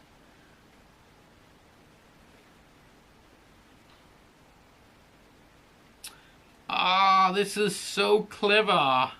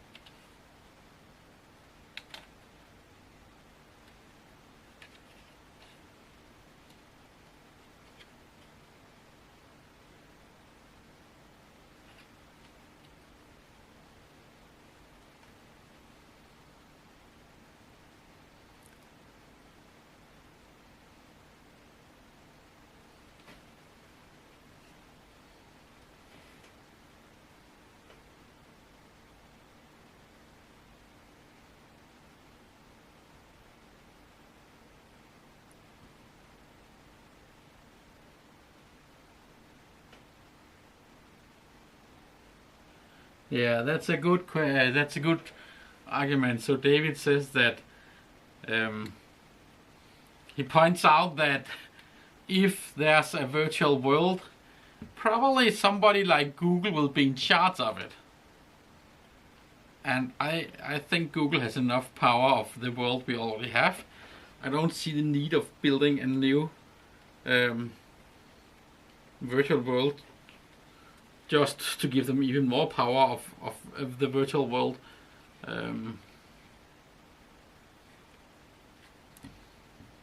I think I'm with Neil deGrasse Tyson on this one. When he's talking about when he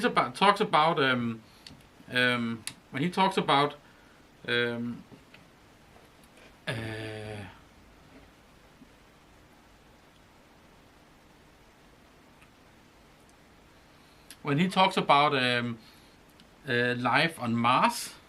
No, when he talks about terraforming Mars, he says that he thinks that the best threat of action is to make sure that the world we have is habitable, and that should be easier to make the Earth habitable than to make a world like Mars habitable. And I think the same kind of goes for something like a virtual world. If Google fucks you over in this world, what's to say they won't do the same in the next one?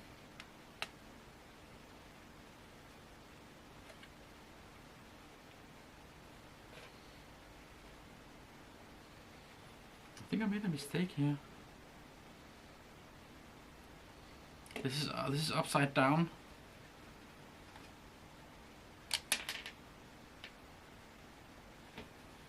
Yeah, you know what? So Eta Hydri says that you need to be a shareholder I don't really think that makes a difference. Like, I owned Apple stock, but they still won't fix my computer when it breaks. They just want me to buy a new one. I'm not able to get schematics for my Apple computer just because I own Apple stocks. So I don't think that's gonna really mean a lot. They don't care. I mean, you should probably like own enough to be able to fire the CEO before something happens, and I don't think that's gonna happen. Not for any of us, at least.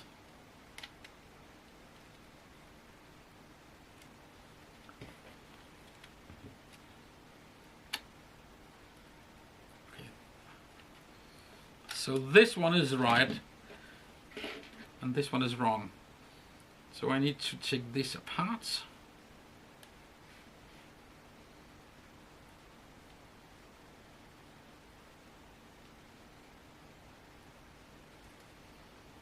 Basically, all this is wrong.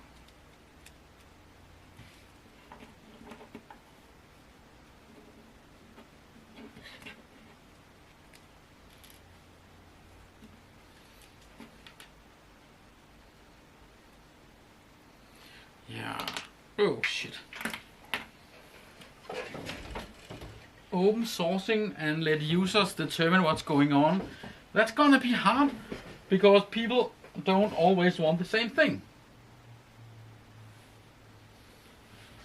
Okay, I just dropped a thing on the floor and I really need to go to the bathroom. So I'm gonna do a 2-minute break.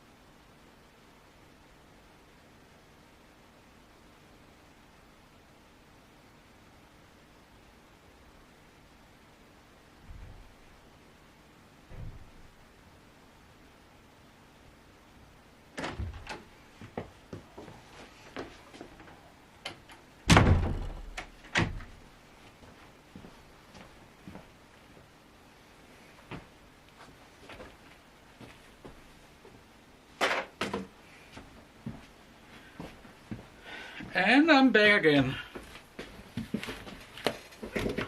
Oh.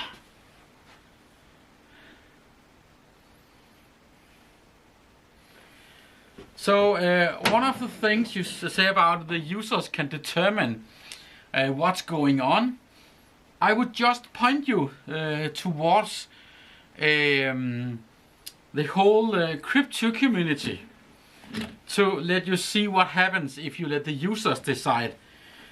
Like every week or so, somebody will launch a new coin because they don't like the ones they have already, or because they want to cheat somebody. I don't really think that one platform for all will ever work. I simply don't believe it. So we need, no matter what we do in life, we need choices. It needs to be so that if I don't like what you're doing, I can just go make my own whatever. And that's why I don't think that living in virtual reality will ever be feasible. It will at some point when we are forced to it, maybe, but that's not a life I want to live.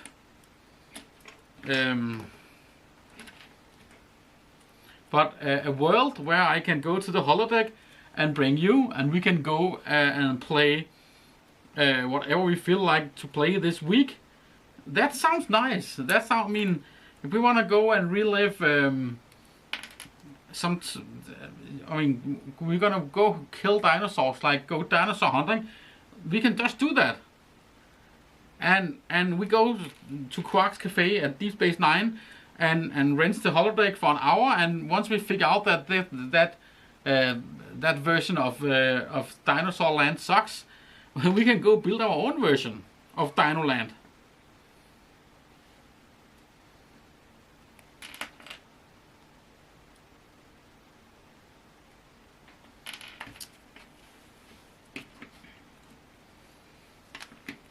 And I think that, I mean, everywhere in the world where you're forced to use something from a specific vendor, that sucks. I never seen an implementation of anything where you're forced into like using something. Like even the banking sucks. You know what? It's because you're not free to say I don't want to have a bank. I don't want to use your bank. You're forced to have a bank. And in that case, if every banker unites and be like, we're gonna act like this, and there's nothing you can do about it, you're gonna have a bad time. Because you're gonna have to have a bank. If you're having to live in a virtual reality world, you're gonna have to at some point have a company who runs that world, and you're gonna abide by those rules. And I don't know what happens if you get tired of that world and you change. Are you then having to forfeit all your money and have to start over in a new virtual reality place? Ah, crap.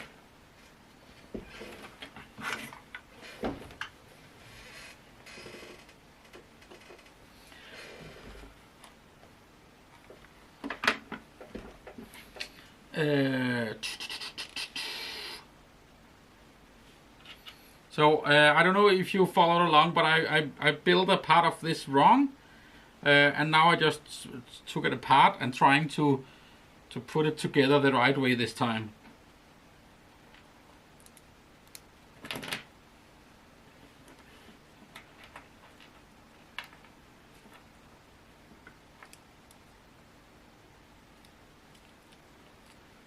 So we're right there.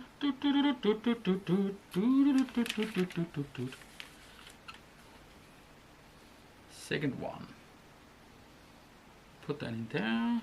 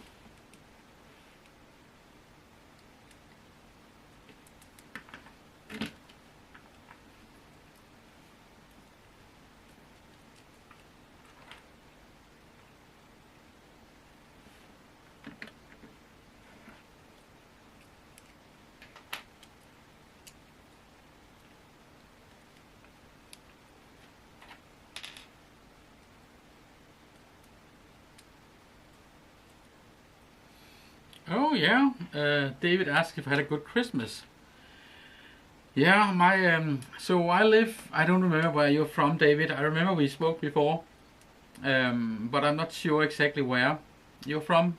But in Denmark we have like three big main islands called Jutland, Fynen, and Sealand.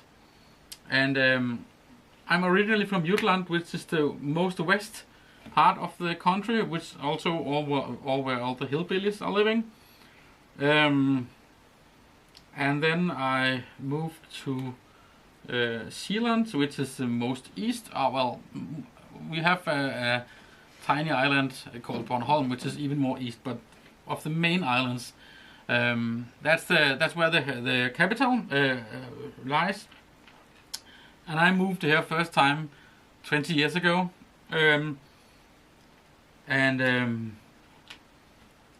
So I had a 4-hour drive home, and the evening before, you're from the UK, so you know where Jutland is. But the evening before, the 23rd,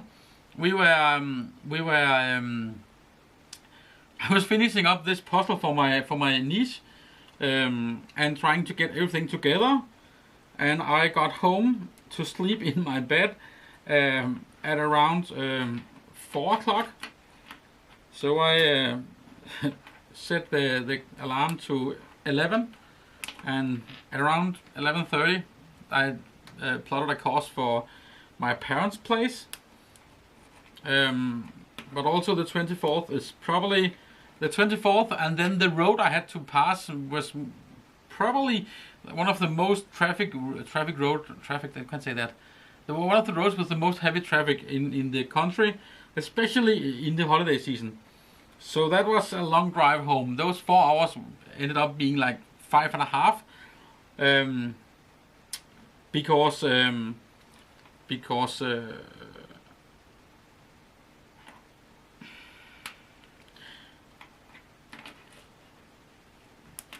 because of all the traffic. Wait a second, what am I doing? I'm doing it wrong again.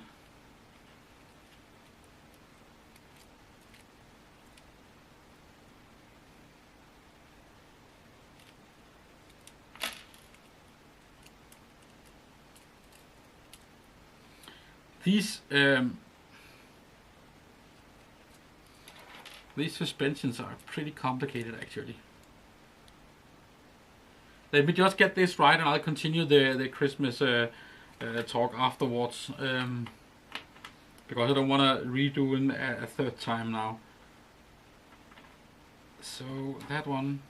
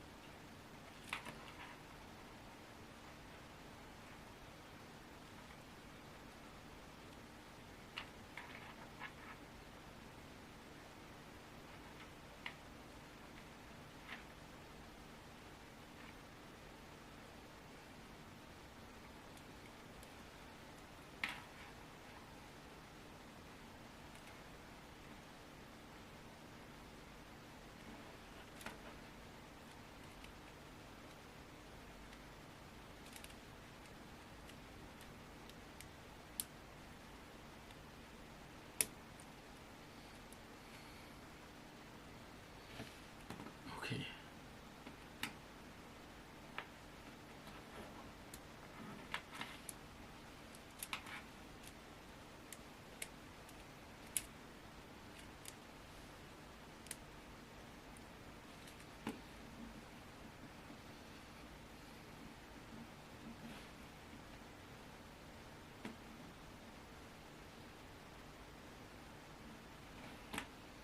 That looks better now.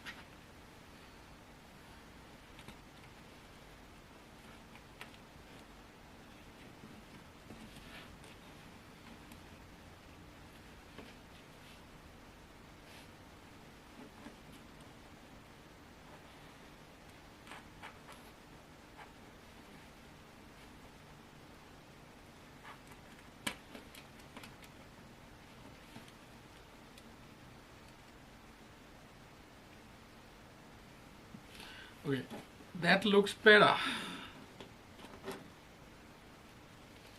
But the final test is if it will fit on the car. Oh, it's not a car yet, but the chassis here.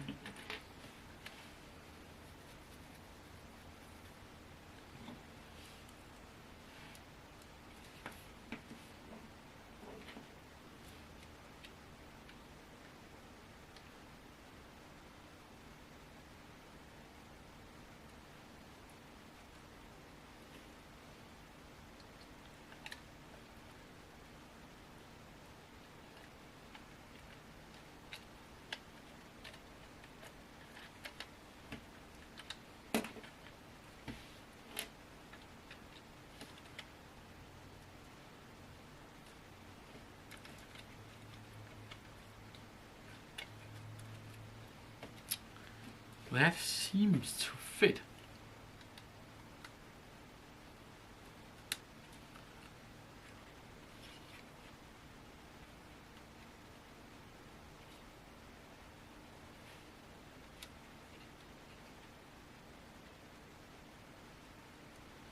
And this looks really impressive. And the other end.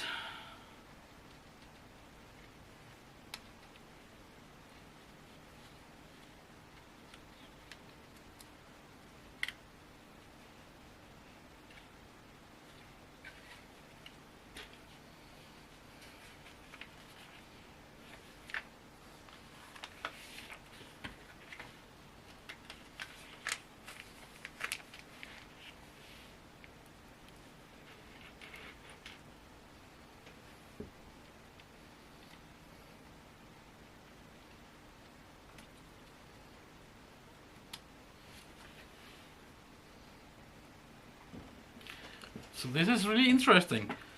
So this is some kind of suspension, and it will, I mean, they are connected. So I'm not entirely sure how, but these gears you see here are connected. And that will turn this one down here. That will transfer some, but not all of the... Yeah, I don't know. I'm intrigued.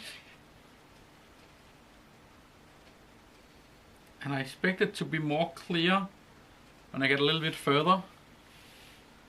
Okay, yeah. Then after my... then we, I arrived an hour or so before we had to eat. My dad cooked up a really nice turkey. Well, I didn't taste the turkey. Really nice duck and a really nice goose and a turkey. The others told me that the turkey was really good, but I really enjoyed the goose and the duck, so I never got around to taste the turkey. That's actually a bit of a shame. Yeah, and then with all the ordinary accessories, potatoes, and a really nice sauce made out of the fats from the birds. We had crisps and sugary potatoes, and what do you call that? Red beets? I actually don't know. And then we had red cabbage. Those, and we had those we had also had Asia. I have no idea. But those three were all pickled. And then with some different flavors of wine, because not everybody likes the same. So we have lots. I had a port wine, a white port wine, which was really good. But my brother and his girlfriend like to drink meat. And there was also ordinary red wine. And probably also a lot of other things that I didn't notice because, I mean, I was focusing on on the delicious food. After dinner, we spent some time getting ready to do our traditional dance around the tree. That took like an hour or so, and then we had like, we usually do so that that we were like 8 or 9 persons, and we had a lot of gifts, and all the gifts are being put under the tree, and then one person will go and pick a gift under the tree and read on the note that, and that note says who is this gift for, and then everybody watches while this person unwraps his gift, and then we repeat that all through the evening and all through 4 o'clock in the night, and then we go to sleep. That was fun. Next morning, I went for a walk. No, I went and got breakfast first, and we were just watching some movies. And after a few hours, I decided to go out and go for a walk with my camera, take some nice pictures, and later that evening we had like leftovers from the Christmas feast. That's really like, that's often we enjoy that even more than the main course. Back in the old days, all the young ones were really excited for gifts, so the dinner could sometimes be a little bit hectic. And then we just made a tradition of having enough to be able to have the same dinner the day after. So we had that.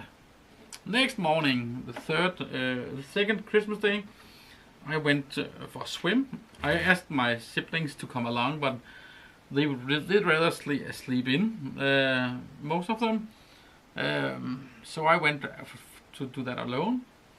And then when I came home, after that I had to do some work at a location I managed over there with some servers in it. And then I went back at around 2 o'clock, and we had like a, we call it a cold table, like with bread and really large selection of toppings for the bread.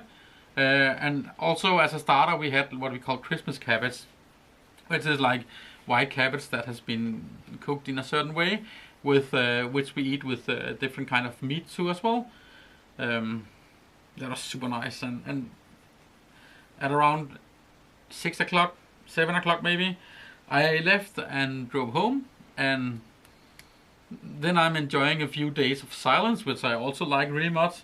Just keeping to myself in my cave and having and getting some work done, which I also really like.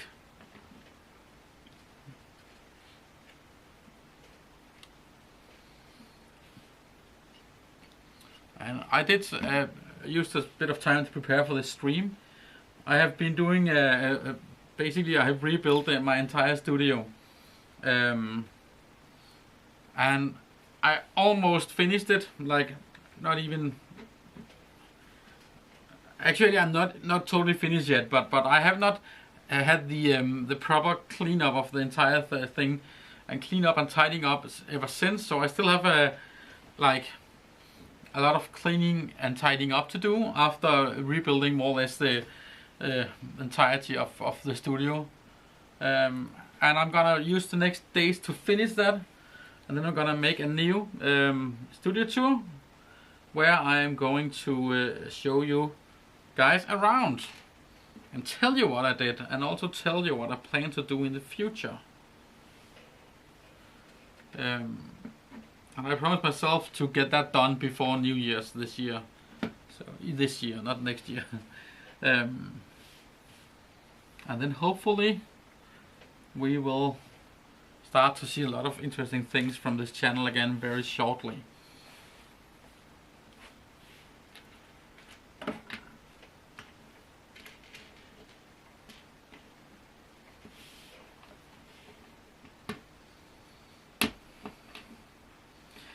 I'm still going to build my Apple One,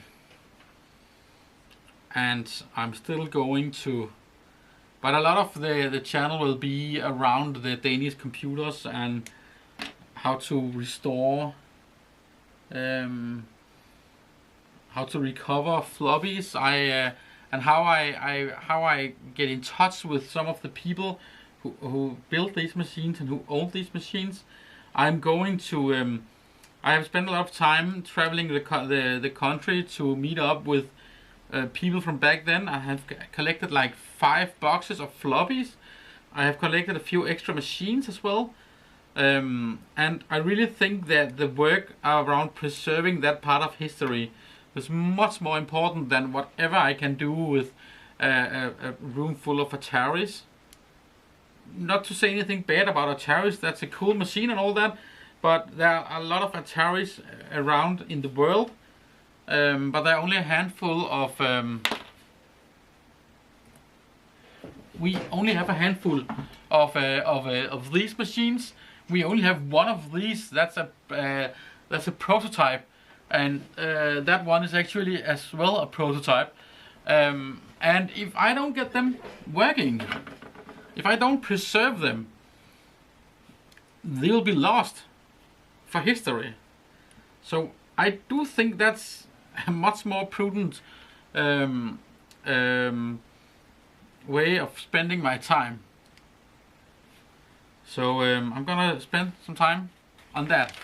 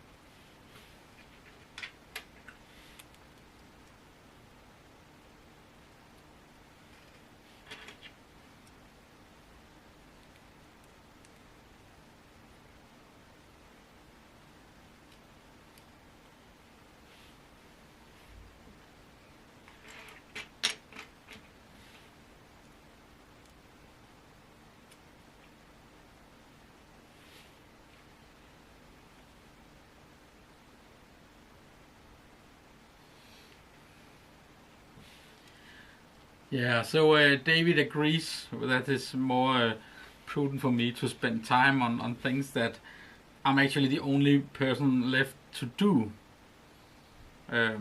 We have lost so much of this history to the scrapyard already, and I don't want to lose any more. It's a little bit stressful because I'm literally fighting against deadlines, where deadlines means that people will die around me. That machine, that one, actually I got that from a guy who's only 10 years older than me, and he promised me that I could have it, and I was happy about that, but he would just have to wait just a little bit because he didn't have time to sort it out right now, and I promised to call him in a year or so, and when I called him he had died. Like my age plus 10, and then no warning at all, he's just not here anymore. And the family, of course, they didn't know what to do, so they actually threw away a lot of things I would have liked to had from him. That was a big loss. He was his name was Christian Gillum, and he did a lot of the development on these machines back in the days. He built a lot of them. Sadly. Is that not working? Oh, wait, maybe it's not supposed to work like that.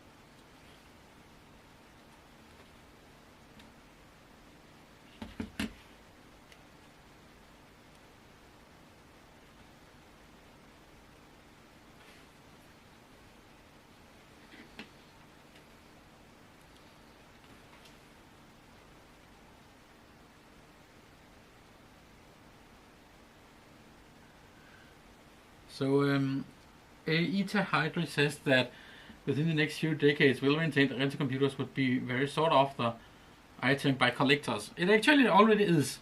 It is a very sought after item, and they are sold at. It's not cheap to collect rental computers. I did it, and it's not cheap.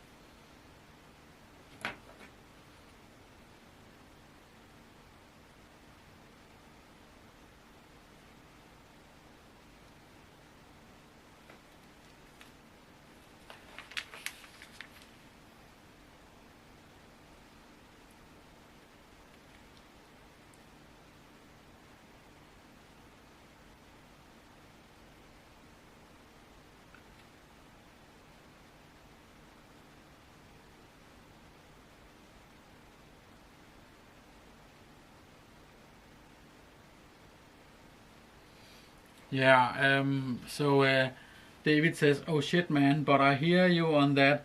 I wouldn't see it as pressure, but when you can get around to a restoration, I'm sure we, the audience, and them, his family, would enjoy to see something he made.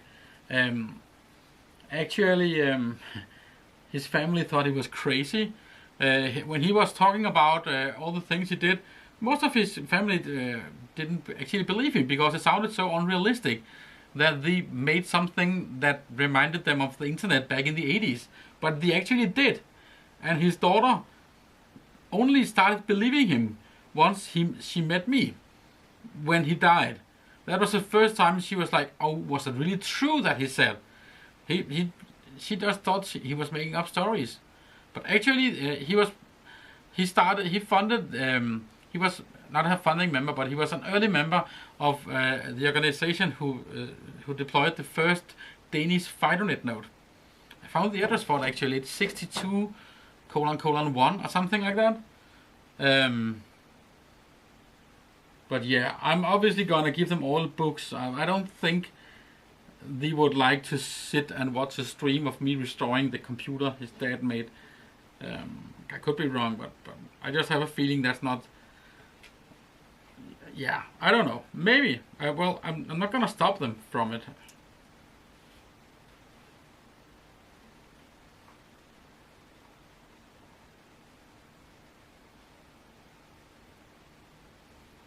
Oh, wait a minute.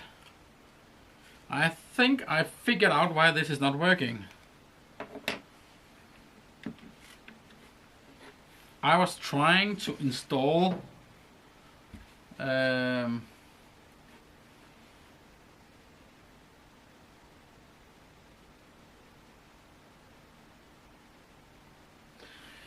so Ita Hydri says, here in America, one day a guy at a bar tried to give me a storage unit full of computers from the 70s and 80s that his dad, I guess it's supposed to say, left him.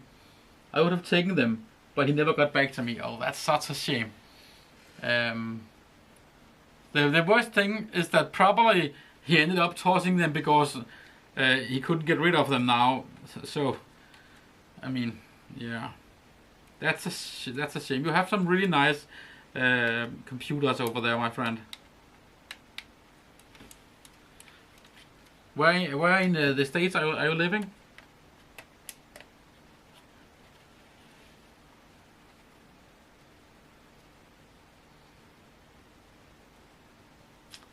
Oh yeah, that worked. Oh, nice. There are some fun facts in the book here. It says for the sequel, the stock 6-cylinder engine were replaced with more powerful 8-cylinder engines. I didn't know that. So Florida. Oh yeah, I don't know.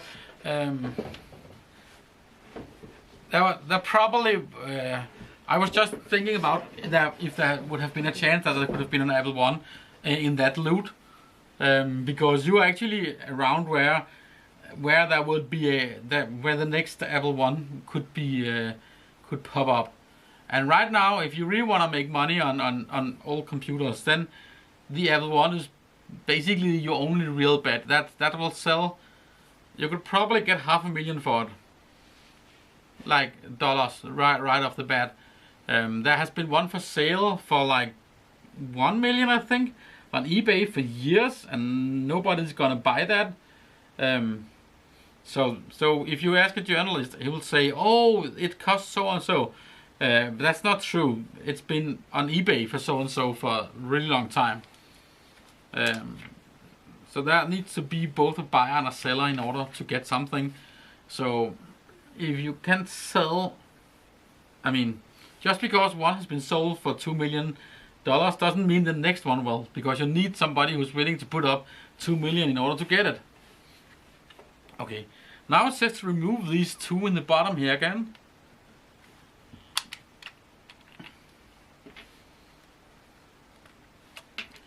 And that should free up the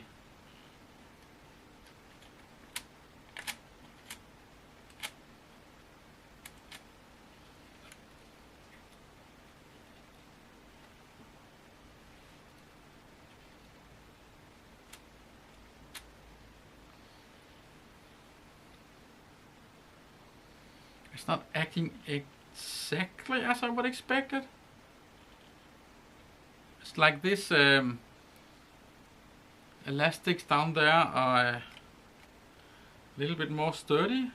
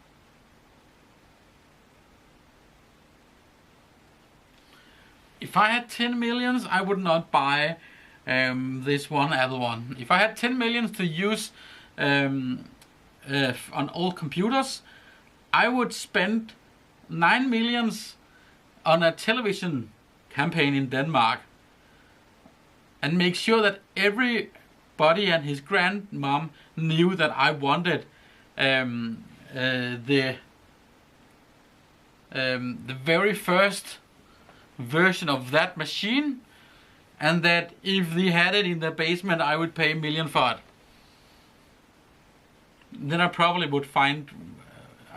My guess is that with any luck, there might be one or two still in existence, and I really would like to get my hand on those before they are thrown away.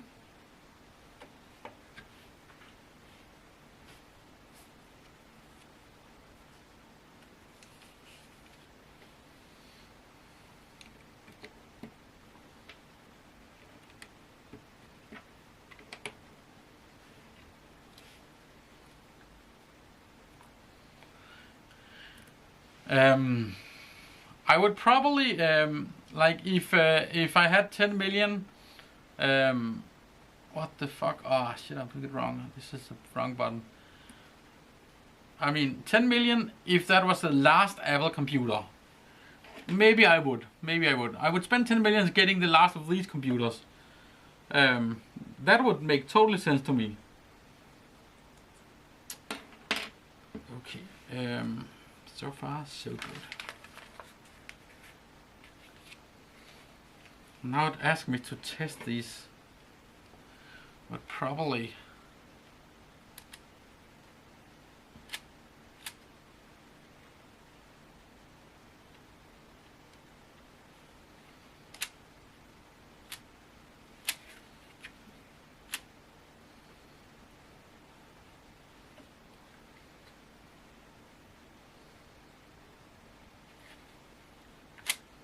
I'm gonna build the rest and see if I need to adjust something later on. Maybe I'll work until page 100. Then I take a break. And then maybe do the rest tomorrow. Because it's almost 11 o'clock right now. And I'm at page 60. And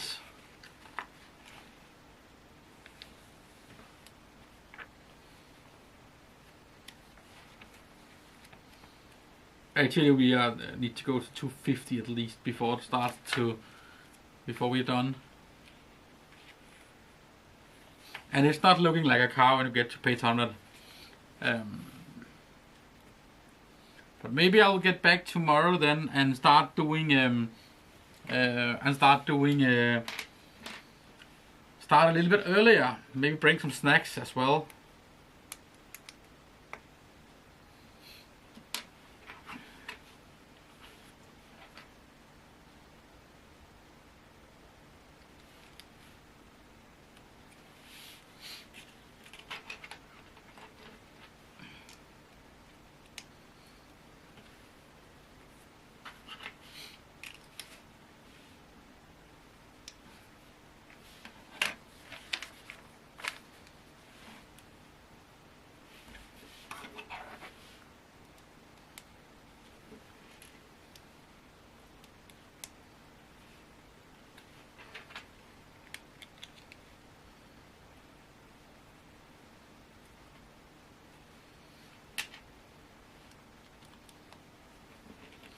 Actually, one of the projects I'm working on is I'm trying to raise money to fund the process of building a replica of one of these first machines. We actually had an organization in Denmark called the Unix User Group, which had a lot of money because they started the internet in Denmark back in the days, and they were bought out. The internet business were bought out, so we have been funding a lot of initiatives for the past 30 years. But they closed down during COVID and gave away all the money at once. So that's not a place to look for funding anymore.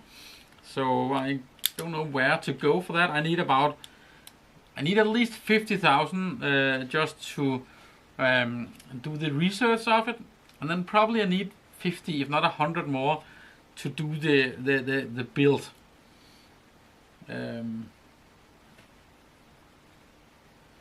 I don't have that kind of money myself. I might be able to fund the research myself. We need to go. We need to go somewhere. In Jutland, where there's a cabinet that looks like the original one that I can have access to, but I cannot take it away from the place where it is. So I need to bring an auto camper where I can have a workshop inside, where I can do the 3D scanning and the dumping of ROM and drawing and photoing the machine in general. And renting an auto camper, that's not that expensive, but the whole thing will cost me about 10,000 krones. And I don't know if you heard that, but I recently just went full-time. I just went full-time self-employed. So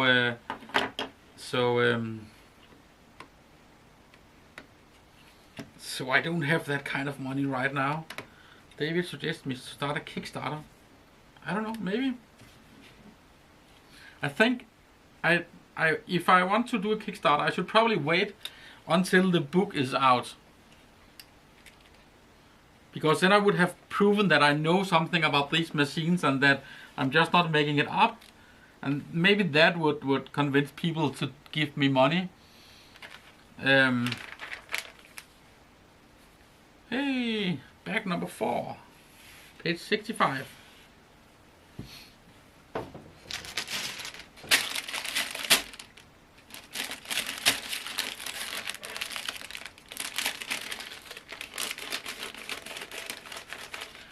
You know what I'm gonna do now? I'm gonna empty out bag 4, and then I'm gonna run to the kitchen really fast and dump a freezer meal in the microwave and grab an energy drink. And then I'm gonna be a really nasty kind of streamer that will eat his lunch while streaming. But that will give me 45 minutes extra to work on this before I have to go home to sleep. And that will hopefully get me to page 100. So it's gonna be a really short break again. And then I'll be back with an energy drink.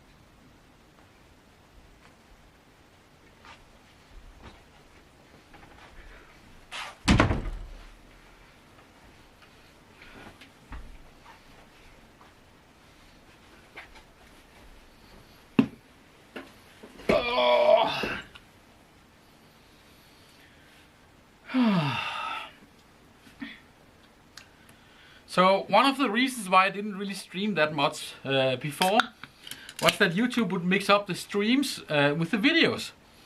And I really don't think that looked nice, because I really try to make professional learning videos and put a lot of effort into them. The streams, in my mind, are this kind of low effort thing where I just sit around and hum and drink and eat food while I work on something, and we can have a chat about which movie I like the best. And I think that's funny and that's cozy, and I would really like to do that. But if people get to my channel and the first video they see is 3 hours of me doing Lego, and that's the only thing they'll ever see, they're probably not gonna be back anytime soon. So now when YouTube decided to divide it up, so that's a tab for live, a tab for shorts, and a tab for videos. I might actually start doing more of these.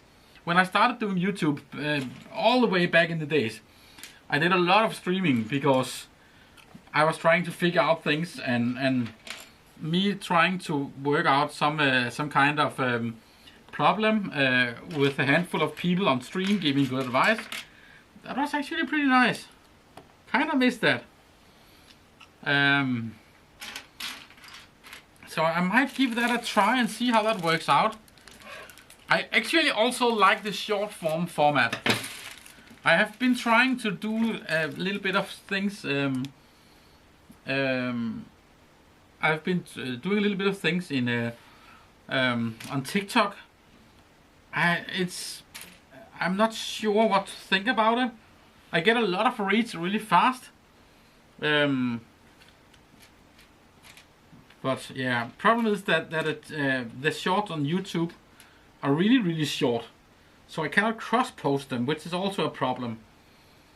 But I also like the idea about giving a quick status update, just using a phone and be like, hey, I just found this, have a look at it.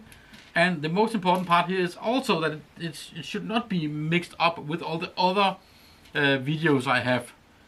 So yeah, not sure about that.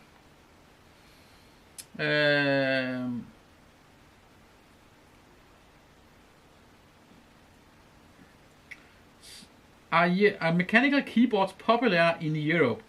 Nobody I know in Florida uses them. but they seem popular on the west coast of US and Asia. Yeah, I have mechanical keyboards. I'm not the kind of person who spends like thousands of crowns on them. I think mine are like 80 euros, which is almost the same as $80. So, but I really like the mechanical part of it. But there are people who will spend thousands of dollars building their own keyboard or getting a specific brand. Yeah, we have those kind of people here. I had a co-worker once who spent like thousands of company money on a specific keyboard. And our boss was stupid enough to be like, oh yeah, you can just buy any keyboard you want. And my co-worker took that literally. Oh, that boss was an idiot. For lots of other reasons. He ended up paying me extra severance because he fired me for no reason, for no valid reason that is. And a few months after I left, another one of my co-workers went down with stress and was on sick leave for months before he left the company. So that was a fun place to work. Oh, that's by the way one of the reasons why I went self-employed. I was sick and tired of wasting my life making other people fortunes, and the only thing I make myself is more ill. If I am to work myself to death, at least I'm gonna work myself to death in order to make myself rich, not some other random guy who happens to something. So, yeah.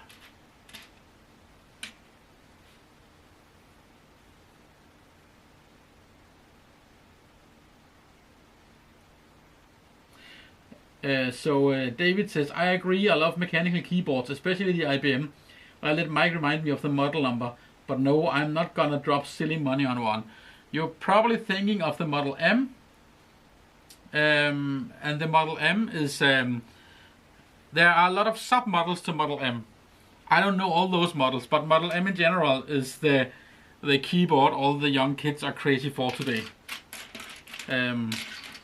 I once bought a Macintosh from a guy who bought the Macintosh in order just to keep the keyboard. So I had to go out and find the keyboard to get my new Mac a matching keyboard. That was a bit stupid, but yeah. So people have all sorts of weird crazes. I have a computer that I need to build my own keyboard for. That's because the keyboard, the right keyboard for it doesn't exist anymore. So I will have to build one because none of them exist anymore. I think that's fun.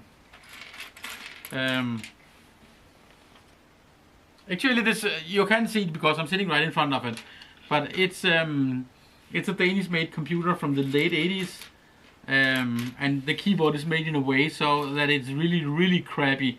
I mean, it's fine to type on and all that, but as soon as you try to repair it, I mean, it's made out of plastic, more or less all the way through, and it's sandwiched together and melded together, and I mean there are no way on, yeah, you cannot repair it, period. So what I'm gonna do is I'm gonna build a new one where I'm gonna make a PCB instead of the plastic thing, and just gonna solder some mechanical switches to those to that PCB. It's not gonna sound like the original one, but it will give me a working machine, which is better than not having a machine that works. I think I'm missing a piece now here.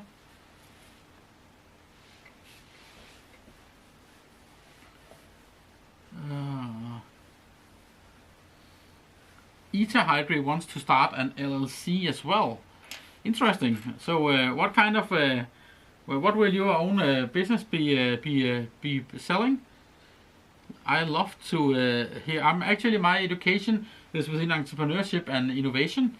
So hearing stories from entrepreneurs is one of my really big interests, both for inspiration and also just because those are almost always interesting stories.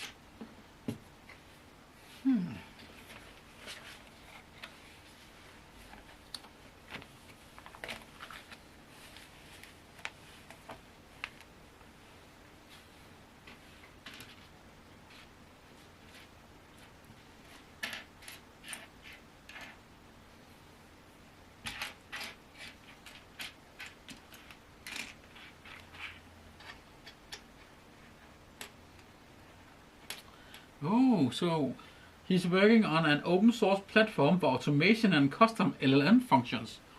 That's interesting. I think most of the world has misunderstood the whole LLL thing. And that's basically because we, the geeks, insist on calling it artificial intelligence, which it's not.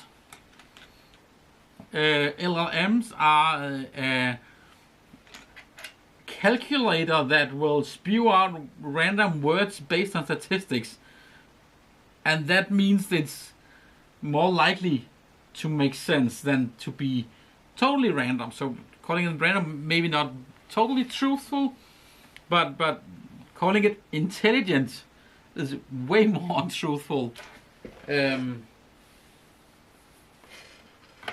I really do think that it has a place in the world.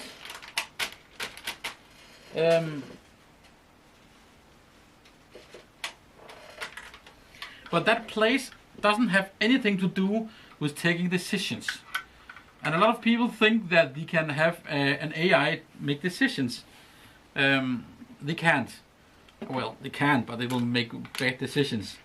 I think one of the places where I'm actually having ideas with AI or LLMs, well, actually here you probably can call it LLMs because it's actually more like pattern recognizing than language.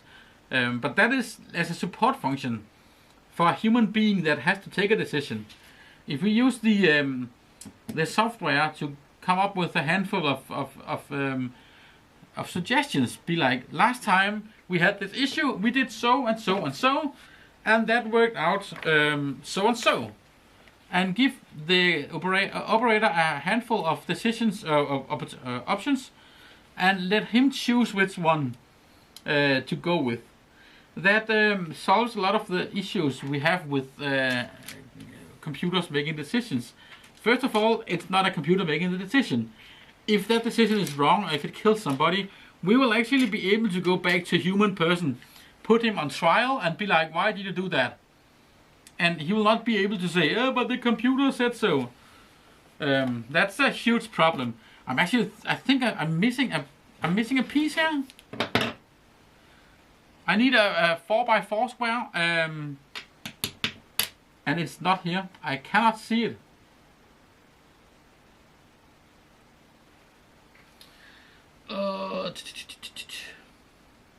Yeah, Eta Hydra says, I never say AI. I say transformers or large language models, etc. The best LLMs actually can make pretty good decisions. Yeah, that's right. They can make decisions, and they can make pretty good decisions.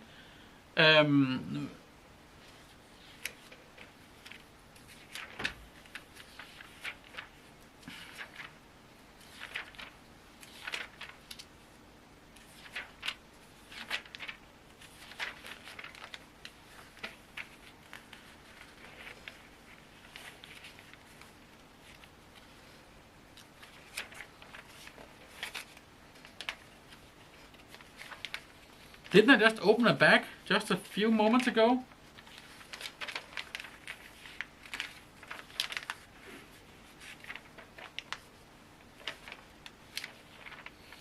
I just opened bag number 4.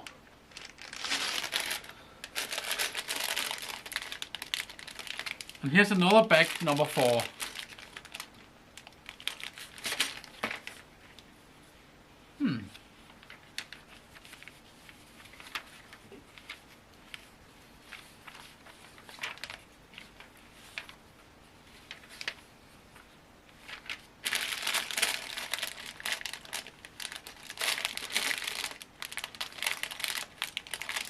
So this one has the thing I'm missing. I'm just gonna cut that one out and use that.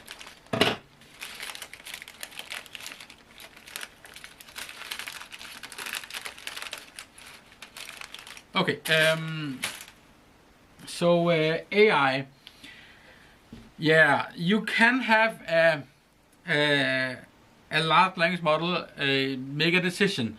The problem is that if that decision is wrong, and I as a person will hold you accountable for that, you're not able to give me the logic and the reasoning behind why the AI did what it did. And you're not able to sue an AI for that. You're not able to hold an AI accountable. I think if you try to, I mean, you can use the decision-making software, but the only ethical way to do that right is that you need to have a human that looks at the output of the computer and makes a decision that be like, that seems reasonable. I mean, it's much easier if you have A and B, and you know that B is a feasible solution and A is your starting point data. It's much easier for you to do the math between A and B if you have both. So that means that if you know that the machine suggests B as a solution, it's very easy for you to validate that and be like, yeah, that sounds like a reasonable suggestion. And then you're the one making the decision. I don't want machines to make decisions. I want them to be a tool and provide options. I don't think you'll ever be able to convince me that it's a good decision to let a computer make decisions for anybody.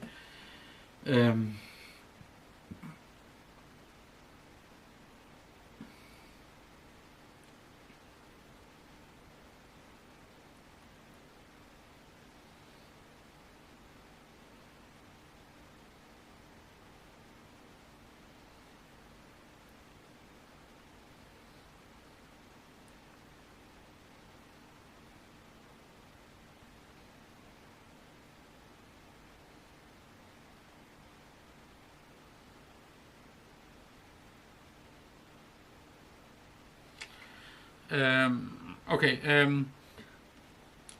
I'm just gonna go get my food and then I'm gonna answer the 2 questions I had in the chat. Be right back.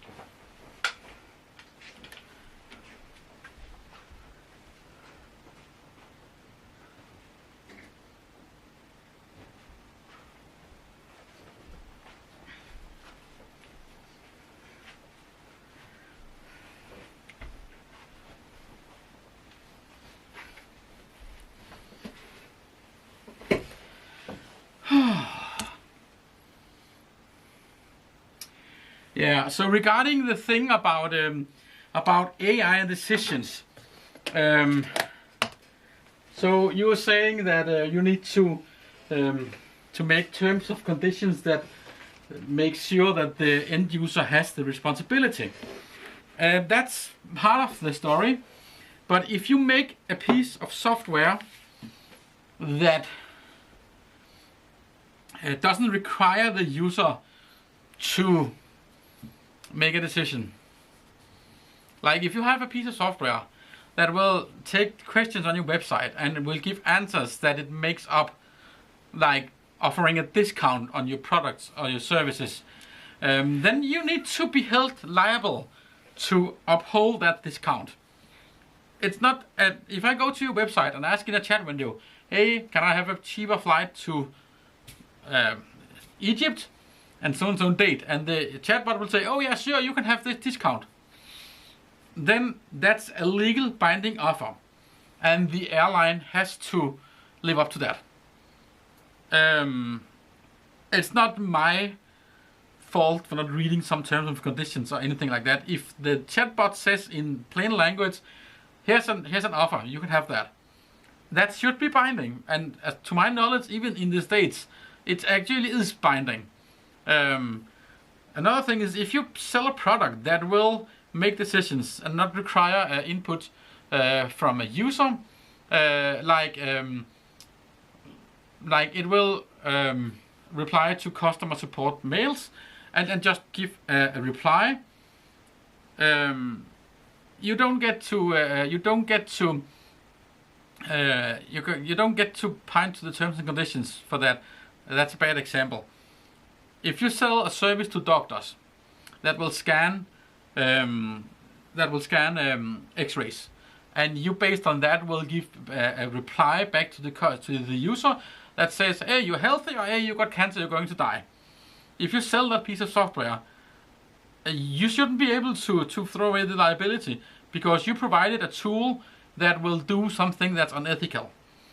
If the tool, however, comes with a message to the doctor that says, we scanned this image and we found a 99% chance that this person does not have cancer, and then the doctor looks through that picture himself, and then the doctor comes back to the patient, then it's okay with me that you get to say it's not my fault that somebody done it wrong. But if you build it in a way that will let the user think that it's okay for the software to make decisions, I don't think that should be done, because if that gets to court and somebody dies because somebody let your software make decisions and you didn't make it obviously clear to them that they shouldn't do that, I think you're liable.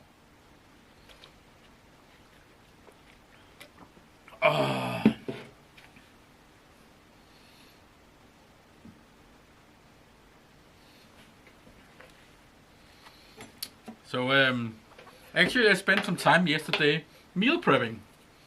So I actually have like food in the fridge for the next few days actually. Yeah, and I'm a nerd. I don't mind eating the same thing every day, because I'd rather eat the same thing every day that I made myself than having to go and spend money on fast food all the times. Okay, that's the wrong button. This button.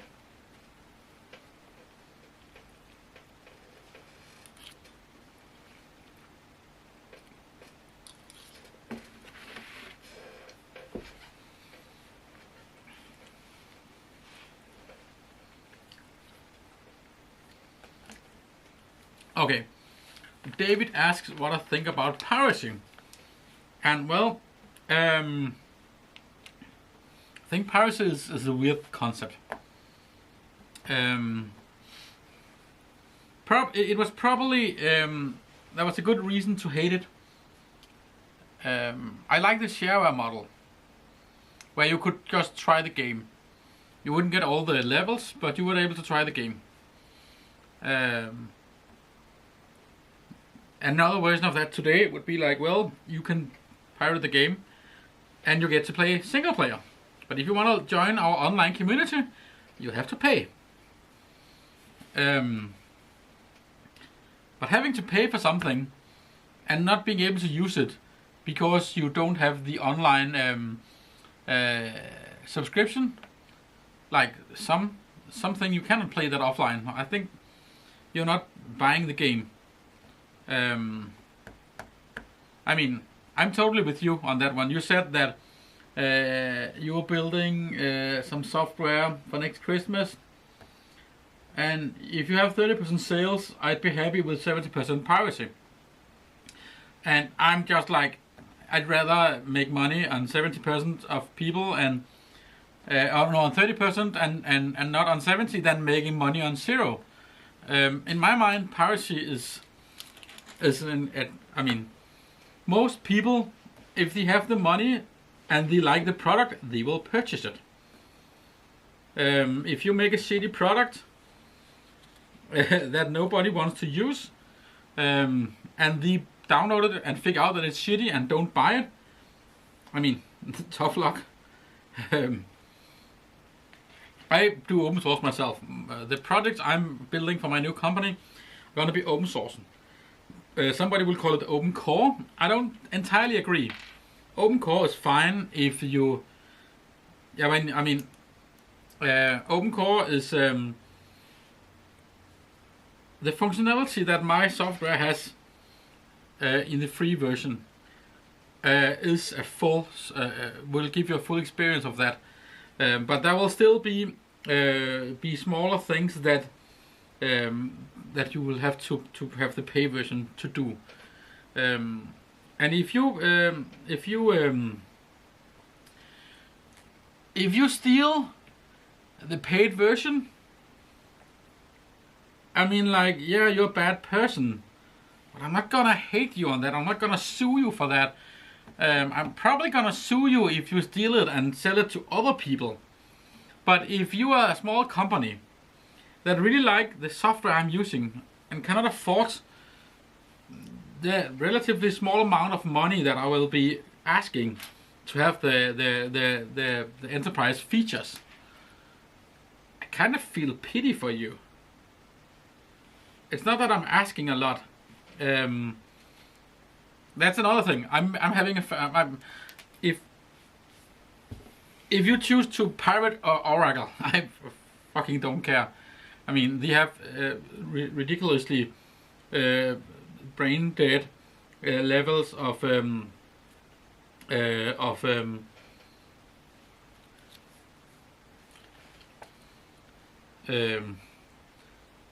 licensing costs anyway. So if you don't use Oracle, that's my first idea. If you're having a problem paying, go open source, because most open source software will allow you to pay with your skills. And like Oracle is really easy, and it's a good database. But most of what you can do in Oracle, you can also do in Postgres. But if you are an admin who needs to run a database, you need to be a better DBA and have more knowledge about systems. If you are going to set up a Postgres database and you want to have the same performance from that as you have from Oracle. So Oracle is fine if you don't really have the skills to do it properly and you have the money for it. If you don't have the money, you need the skills. But if you steal from Oracle, I mean, in Denmark we once we had a sign system here in Copenhagen at the highway, and that sign system was backed by Oracle. And the reason why they took down those signs was that Oracle demanded that they want the city to have a license covering every car that passed these signs on a daily basis. I mean, it's just so stupid. I don't know how to. Yeah, that's incredibly stupid. So yeah, I guess my take on piracy is that I really don't care. If I put myself in the place of the software companies and you steal my software, I know that a stolen piece of software is not the same as a lost sale, because I have a brain. I'm not a lawyer, I guess, so that's why I think I can think that far.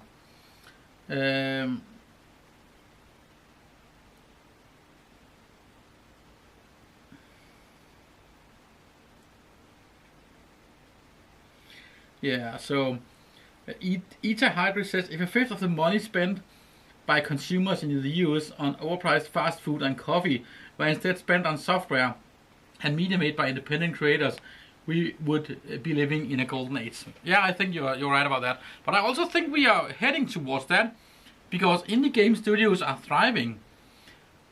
I actually think that we are coming closer to a future where three guys in a garage can make an interesting game again. I don't think these AAA game agencies are gonna last. Maybe they're gonna last, but they're not gonna be the. I mean, in a few years there will be tools that are good enough for a handful of guys to make a really awesome video game, like that looks like the expensive titles do today. And at some point, I'm bored by new games. I'm not intrigued by better graphics. I'm intrigued by good story. I'm intrigued by interesting gameplay.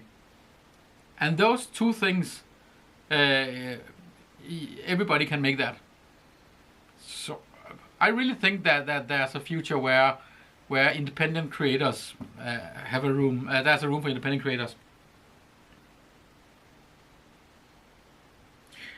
Yeah, so you say less than 10% of game producers on Steam make money, and Steam takes a huge percentage. Yeah, don't put your games on Steam. That's it. Don't put your games on Steam. Make your own platform. Either make one for your software alone, or go together a handful of indie creators and make one. Make good games and make them cheap and affordable. And I'm sure that people will come.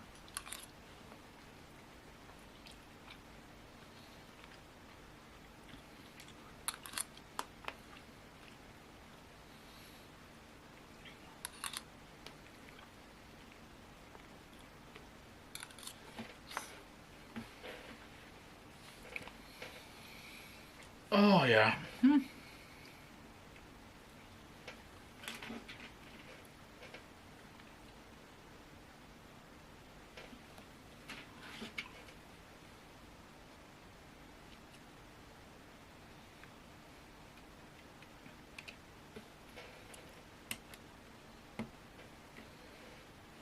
In general, I think all these thing about platforms are stupid. I mean, put your game on Steam if you want. Put it on Apple Store if you want, but put it on your own web page as well so that I can go and download it. I made a pasta dish yesterday.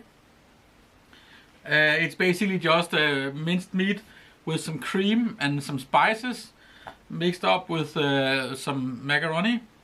Macaroni is not all that healthy for me. I have diabetes, so I shouldn't be eating macaroni. But macaroni is still homemade macaroni and carbonara is still a hell of a lot healthier than anything you can buy at McDonald's.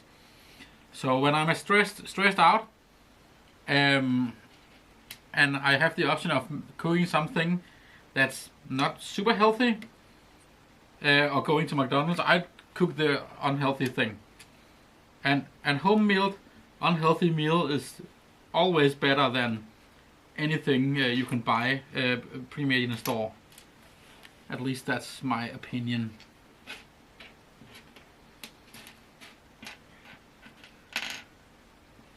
I would normally make something where I use cabbage instead of pasta. But yesterday, so I also moved. Last time you saw me, I was living in a huge apartment in the outskirts of Copenhagen on the 12th floor with a nice view over the skyline and a nice kitchen. Right now I'm renting a room 40 minutes outside of Copenhagen, and I don't really have a nice kitchen there, and I don't even brought all my tools yet. So chopping up a head of cabbage, that would have, if I had to do that, I wouldn't have had the energy to cook something. So I'd rather decide to cook something and then accept it being maybe not the most healthy dish of the day. Ooh. Ooh. What am I doing? That's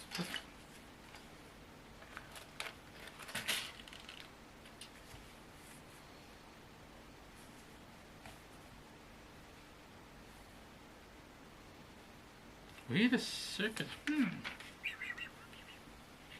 Ah.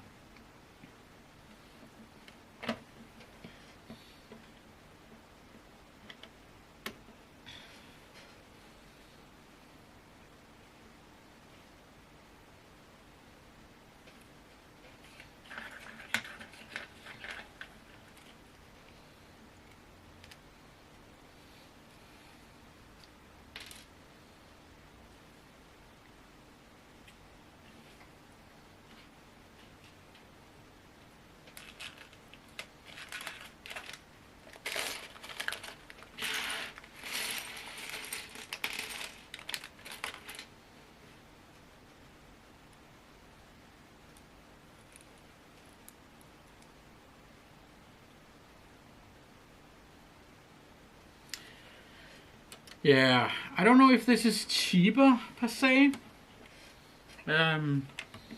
Grocery prices are pretty expensive these days.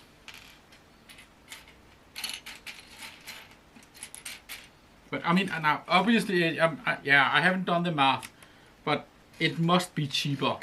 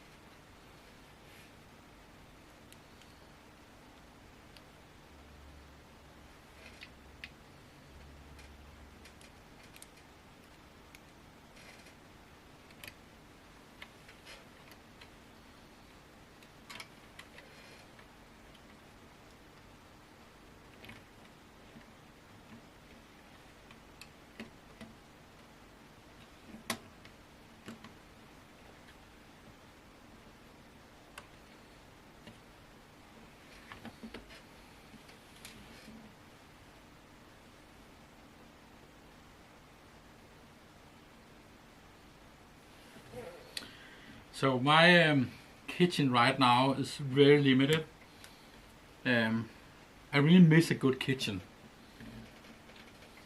I would like to purchase a chicken and then have rotisserie chicken day one, and then use the leftovers to cook a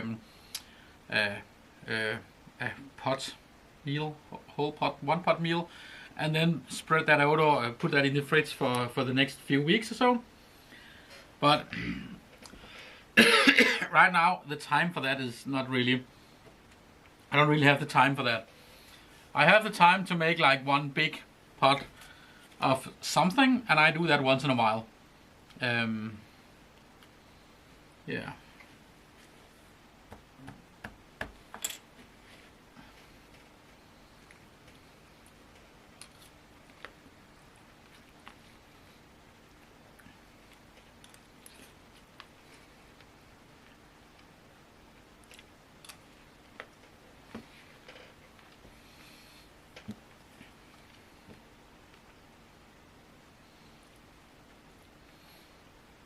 I've been streaming for 4 hours.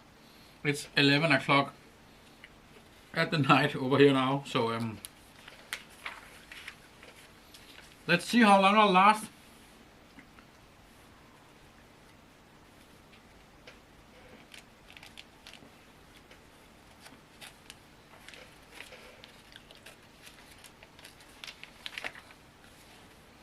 So I got to this point now, and I need, is that too long? 2, 3, 4, 5, 6. That's good.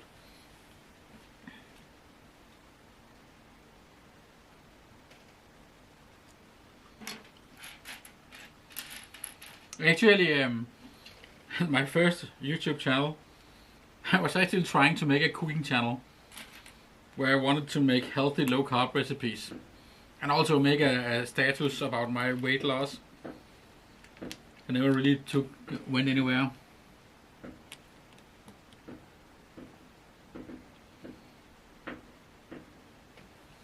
Yeah, everyone is different. I really agree to that, and I actually think that's an interesting point. Everyone is different, and everyone should be allowed to be different, and everyone should be allowed to not be ashamed about being different. Actually, I think you should be proud of being not like everybody else.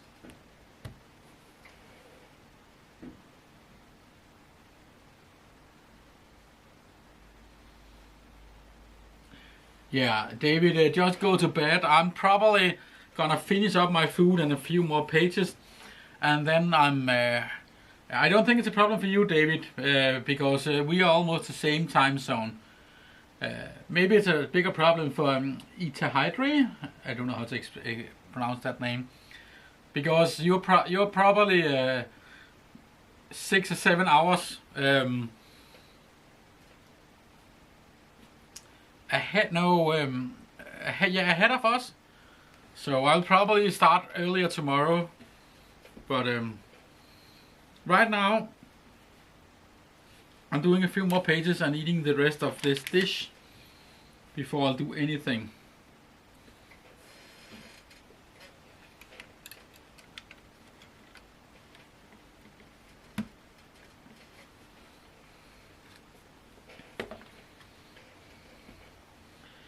It's dinner time, yeah, and so dinner time is at about 6 o'clock. So 6 o'clock is 6, 7, 8, 9, 10. So 5 hours earlier. So you're 5 hours earlier. Is that ahead? Behind? I think that's behind.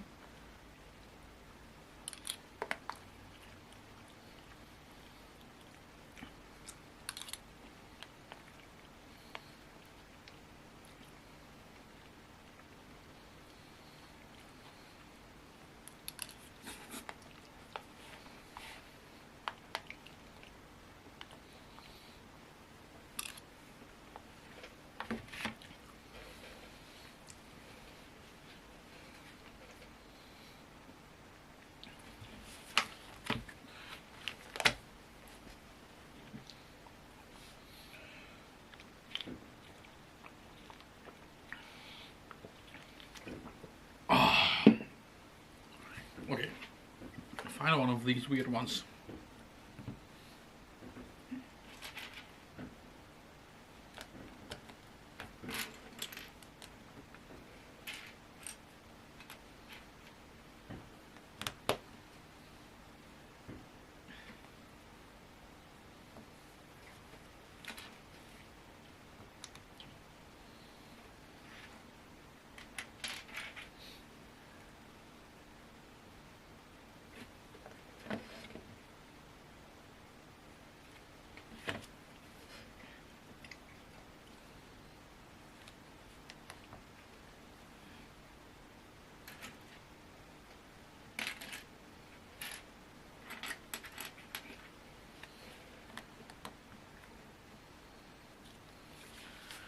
Page 72.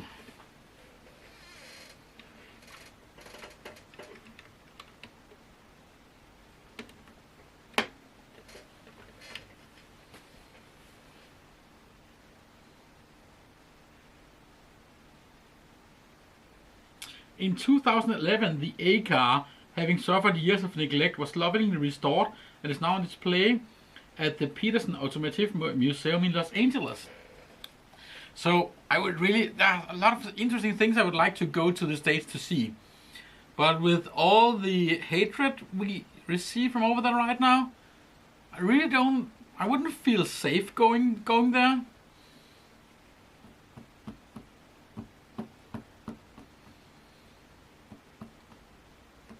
Yeah, that's a shame. Also, I know there's a lot of lovely people over there I would love to meet. But I mean, it's like if you are, if you have good friends in your town and you really like them, but they live in part of the town that's known for robberies and assault, you're not going there, even though there's one person in that neighborhood you really like.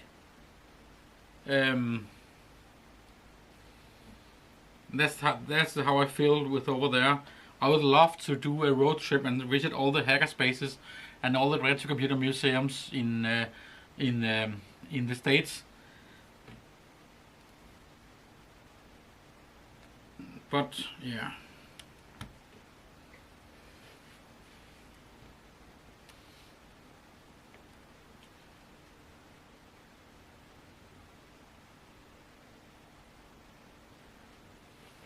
Yeah, and Ether says that he hasn't encountered much of it, and I think that's I mean, I also live in Copenhagen, and you see a lot of violence in Copenhagen as well. But I'm not part of the areas that where that violence is. I also see a lot of police violence because I have friends who are gay or who are activists. Normal people don't see that. And the version we get of the reality over here, that's obviously a distilled version of the true reality.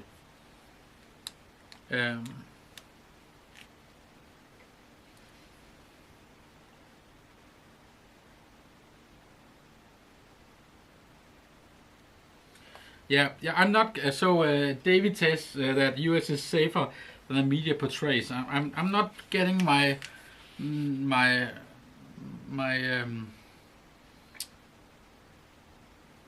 not getting my views from the media. I'm getting it from I'm getting it more from social media actually. I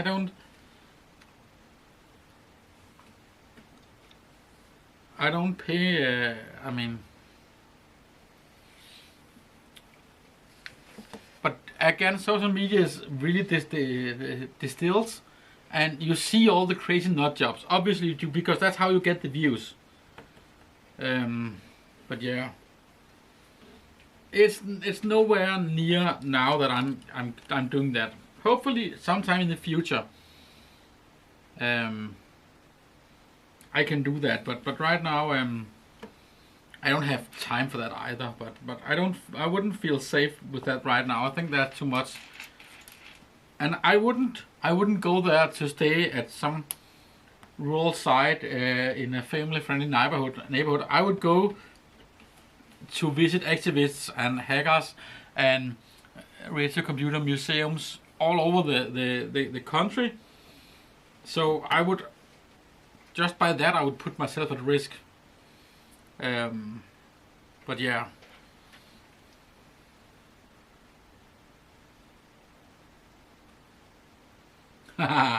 Yeah. I don't think you should worry about ICBMs, my friend. Everybody in the world knows that if you get into a punching game with nukes and the USA is involved, you're gonna lose. I mean, everybody else is gonna lose as well. But there's no winning that fight. So I wouldn't worry about that. I mean, I have had a girlfriend who lived in Finland within biking distance from the border to Russia. And that was just at the beginning of the war with Ukraine. And I never really worried about anything because, I mean, yeah, sure, a land invasion, that's probably the worst thing they can do and that will hurt. But, I mean, the best way for any country in the world to make sure that it doesn't exist tomorrow is to start a nuclear war. That's not. I don't think that's gonna. If that's gonna happen, it's gonna be some mentally deranged dictator somewhere, like the North Korean guy, that does it just to take the whole world down with him. It doesn't make sense, and even the most nonsensical leaders knows that.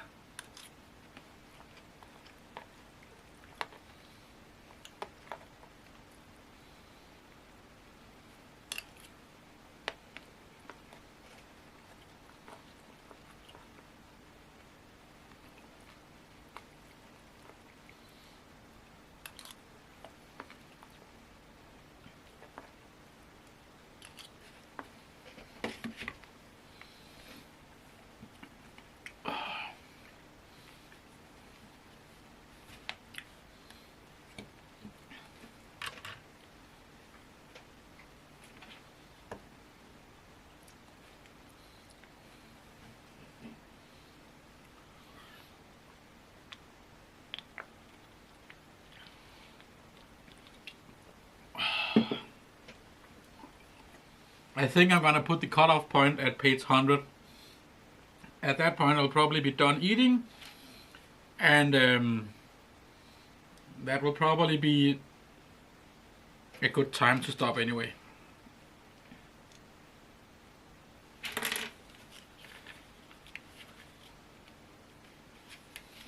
So this much more. Oh yeah, and that's okay. We will stop just before page 100, because page 100 is when we have to open bag number 5. So we'll finish bag number 4. That's the plan.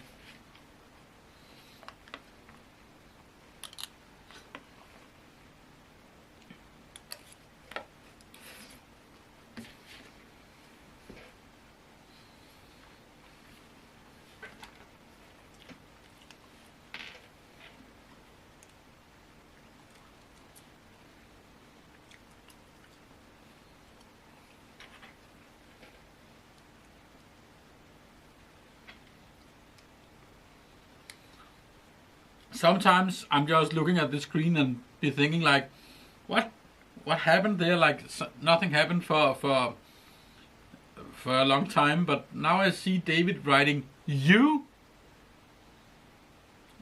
Me what? Yeah, I don't get that message, David. So maybe I'm stupid, but if I am to understand what you meant by that, please elaborate.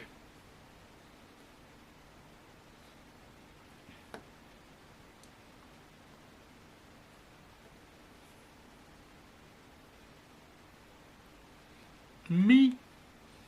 That's not helping either.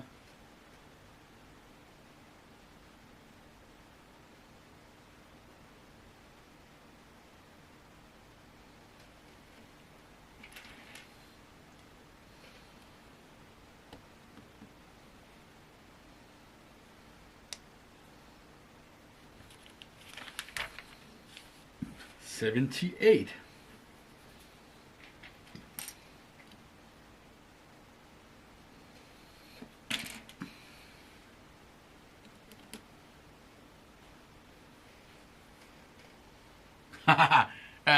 Don't say sorry. I mean, just explain what you mean. I'm just curious. No more than that.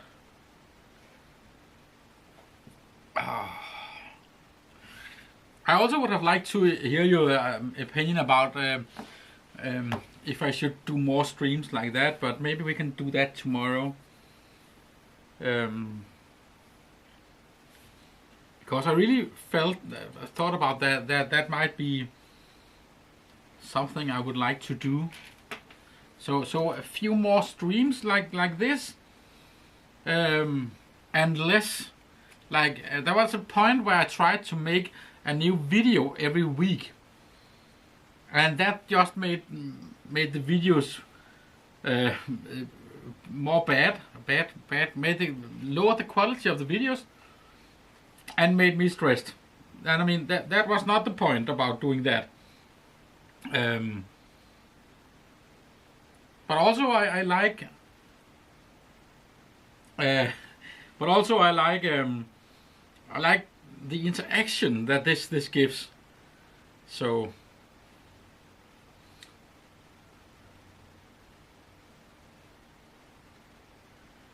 yeah. So David says that the U message was because he was about to write something, and then his dog came in the room. I really miss having a dog. At my parents' house, we had at one point we had like 23 dogs, because my dad and my mom and dad bought 2 dogs, and then because he wanted puppies, no, not puppets, puppies, and then we had 13 puppies or so.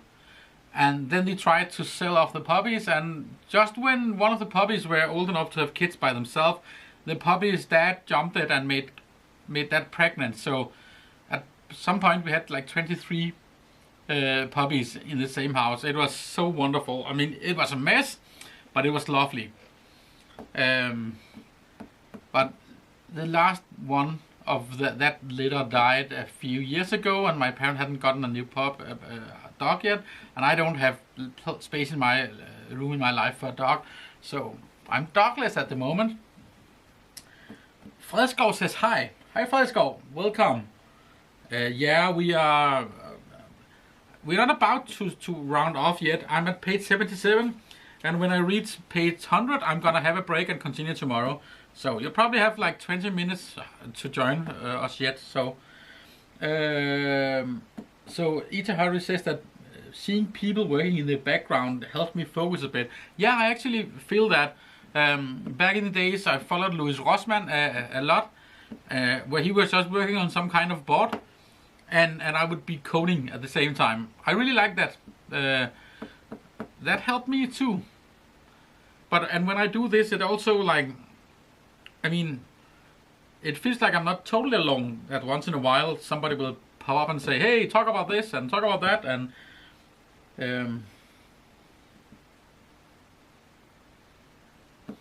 thank you for your kind word, David. Kind words.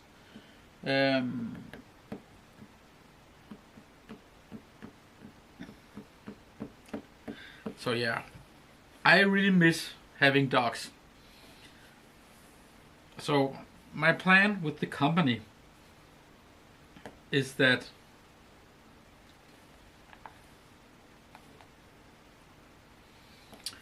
I will save up enough money that I will be able to afford my own place. I will have a company that will make enough money that I can have a mortgage and be sure that I will be able to pay it off without having to worry about, yeah, that's a goal. Maybe at that point I'm ready to have a dog. I'm not sure.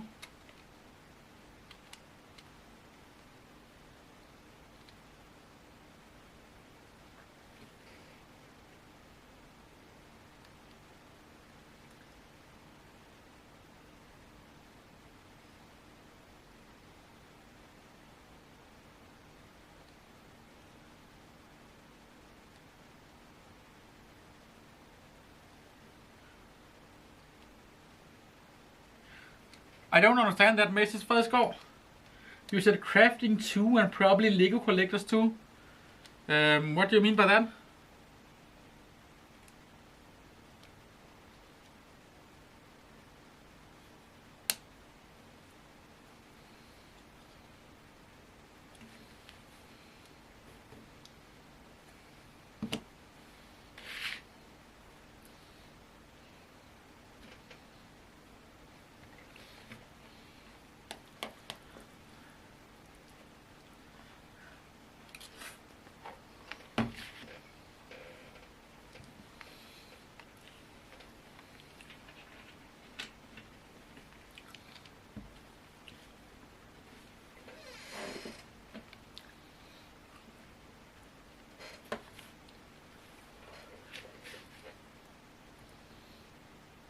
have a look at this.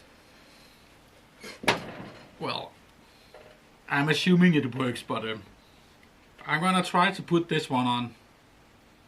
It's supposed to go right here.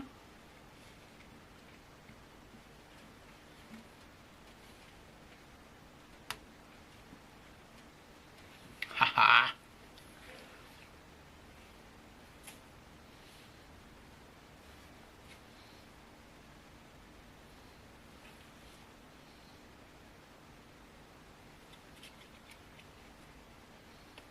Ah.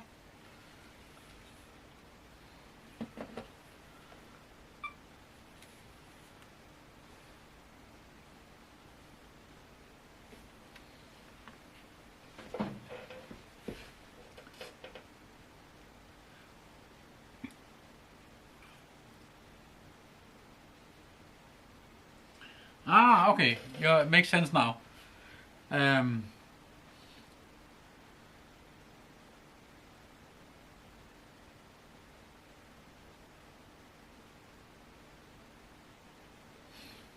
So David says that it's a nice dream that hits him, a goal that hits him deep, and that he'll be supporting me on the way. And actually, that's a little bit of the things I have planned with the other channel. It will not be a company channel as so, but since that my company will be building open source software and selling open source services, I will be sharing much of the development process on that channel. And I really hope I don't plan to have an international audience. I expect my primary income to be from Denmark, or at least the Nordics. Maybe I will sell licenses and support like globally. Not sure about. I will probably do that, but I don't expect that to be a huge thing.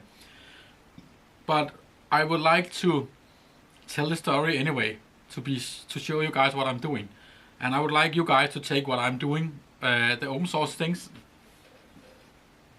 Now I'm looking into the camera again and talking without it being turned on.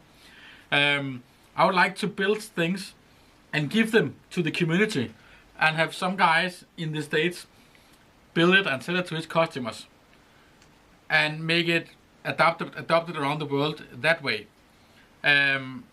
But I'm fine with that. My money comes from selling these services here in Europe or in Denmark, and then having other people around the world taking part in the success, because it's open source and we're here to help each other, and having more people use the software just makes the software better. And hopefully that will also open it up for other people that want to contribute to the software and making it even better again.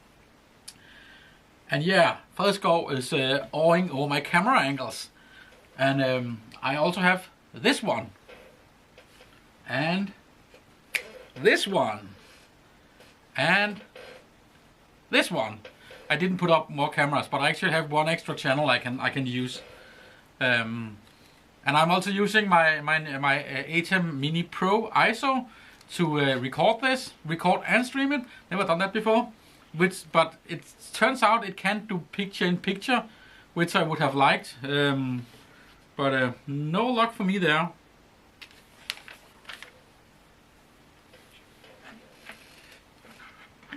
Okay.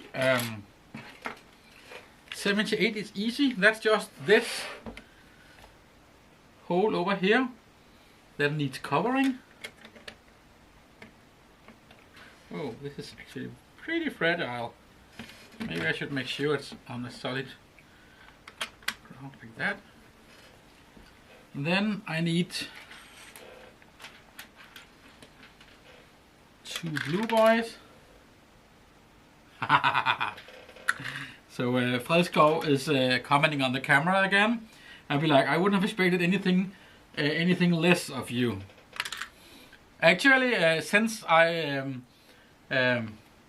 just to brag a little bit, since last time I made videos, I kinda upped the antics a little bit.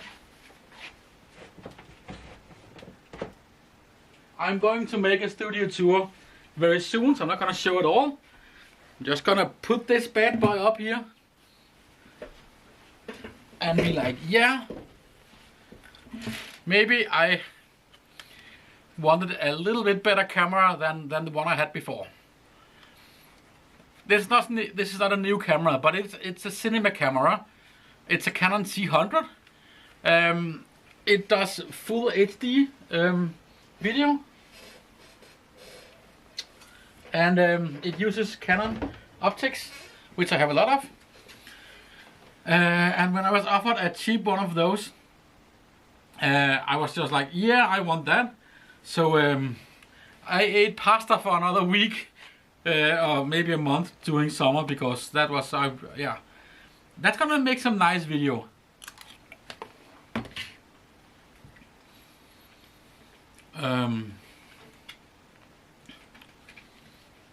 But that's again going further up of my idea about making more awesome videos, but less of them, and then having streams or shorts where I do all the short updating. Let's put you back on the video again. So I knocked over the camera because that's my stomach.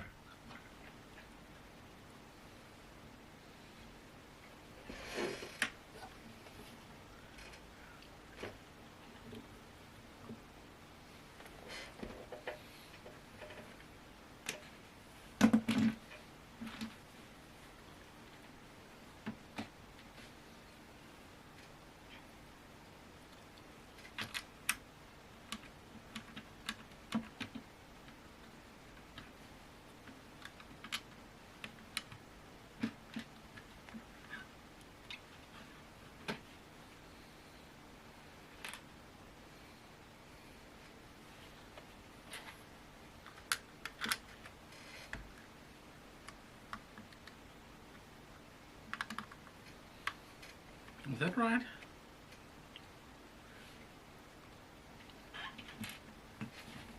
Ah, okay.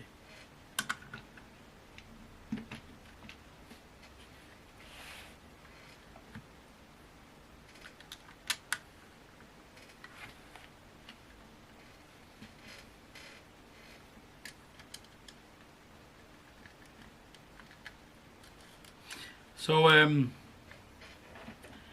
if you would like to follow me on the new channel and take part in my journey with the new company, oh, well, technically it's not a new company. I had the company for years, but I'm just expanding it. Is that the right word? Page 80. So to those of you who just joined, let's go. I know, but I can see there's actually 2 others that just joined recently. I'm gonna take a break for tonight when we reach page 100, page 99, because page 100 is a new bag. So that's when we spend all the pieces you see on this table, and probably also when I'm done eating.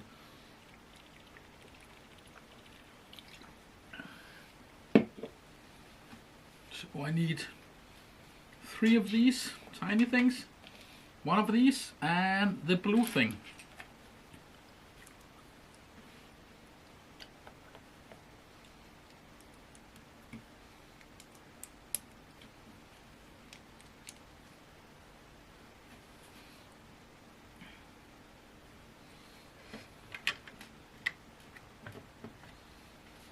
Page 81.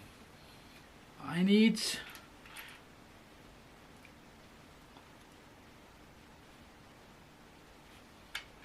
2 more of these.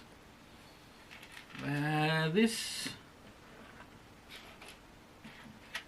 thing, and 1 of these weird, that one.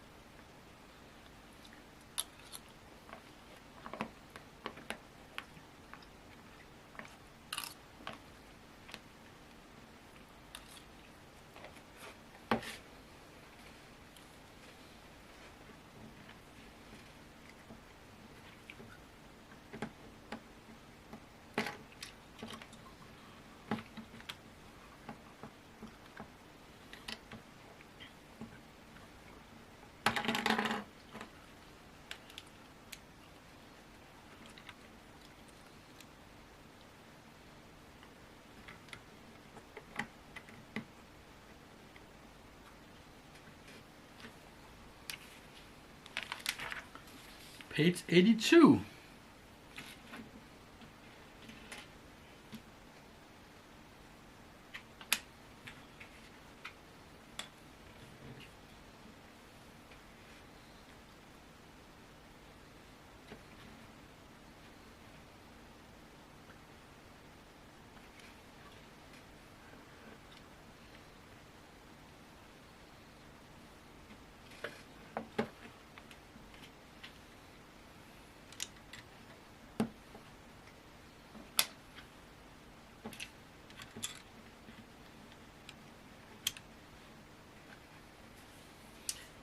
And page 83 have one more of these fun facts.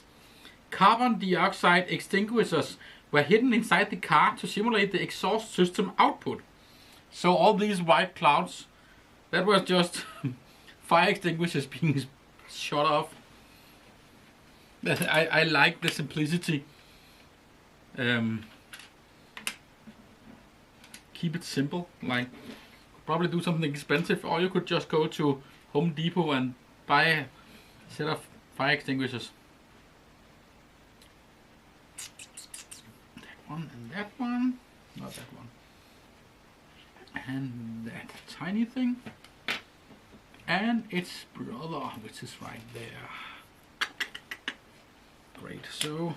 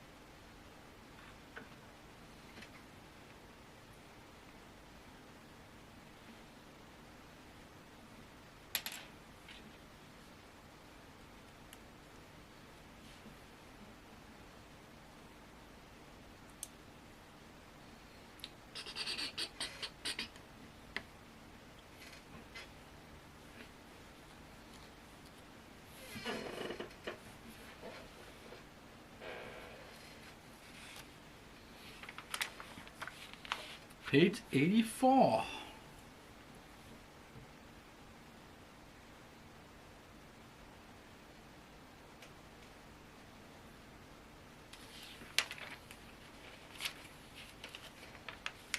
Page 84.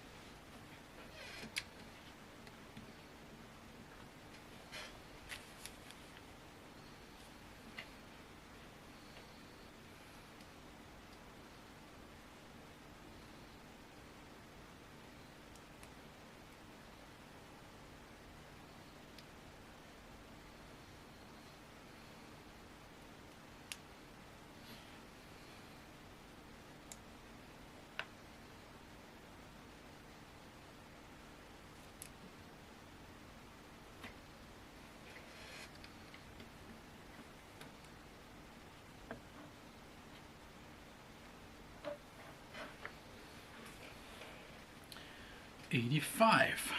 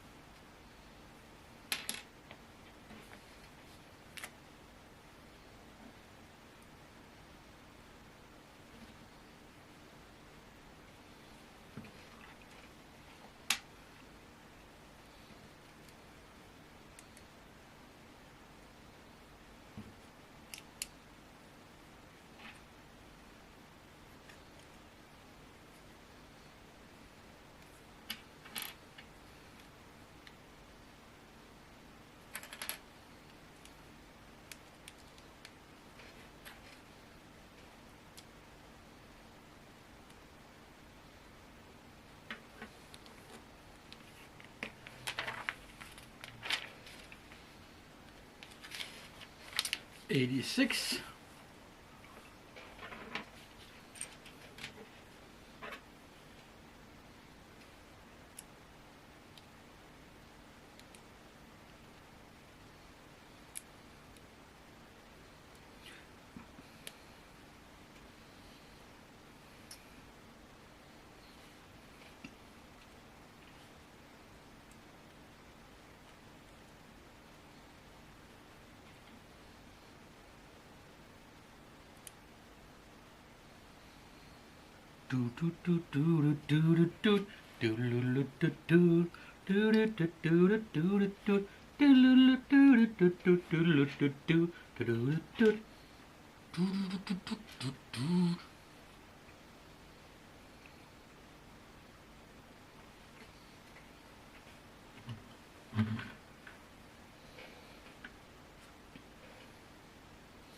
I think this is slowly starting to look like a car. I also think I made a poo-poo there. I'm not sure. Is that right? Yeah.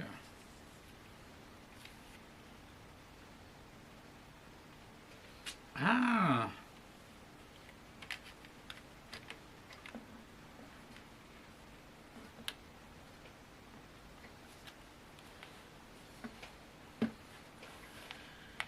$87. That thing. That thing.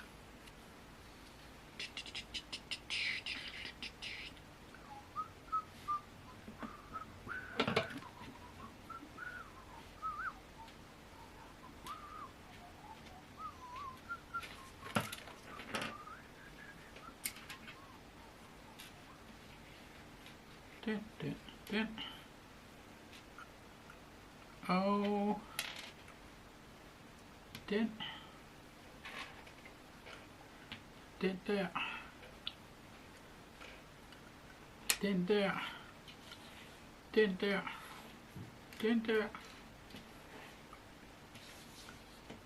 Den der. Og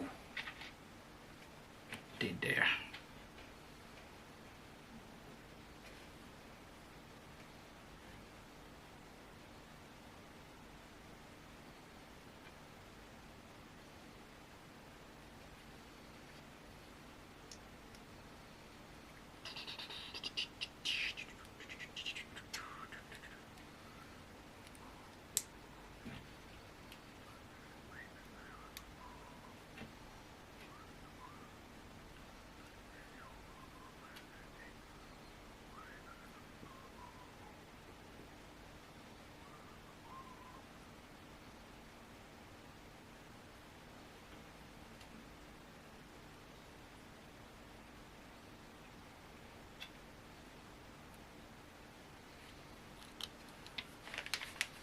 $88 miles per hour.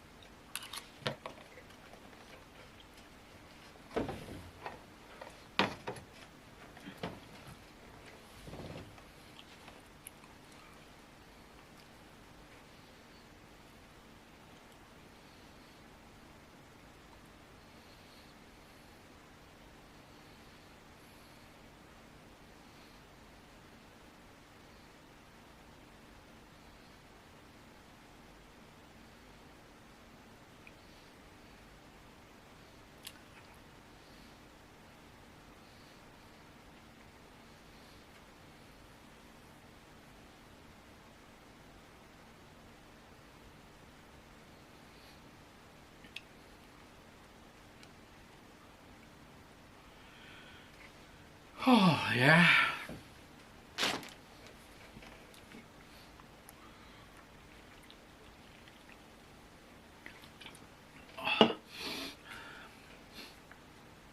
Okay.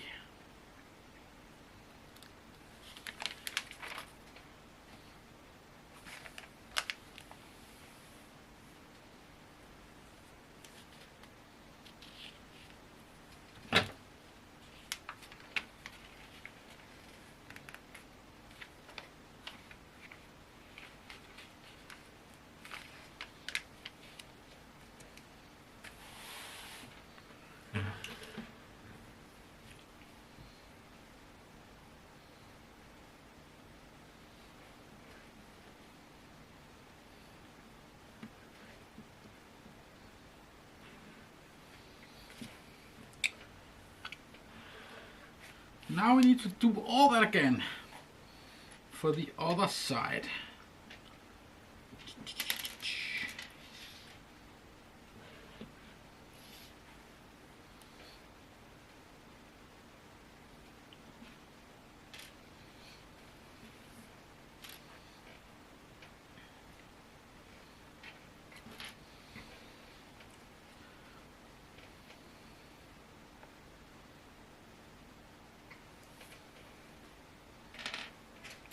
I can kind of feel that I'm starting to become a little bit tired now. So it's probably a good thing that I'm gonna stop for tonight. But I hope whoever is left and a bunch of new people will join tomorrow, because I'm gonna finish this, but I'm gonna start a little bit earlier tomorrow. Probably that will open up for a different audience, I guess. But mainly it's just because I don't want to spend the entire evening tomorrow as well. I have, believe it or not, I have other things to do than do Lego on stream, and I would like to finish this one, the rest of this build in like one go, so you think I can do that tomorrow? I know for sure that I will make sure to have some snacks.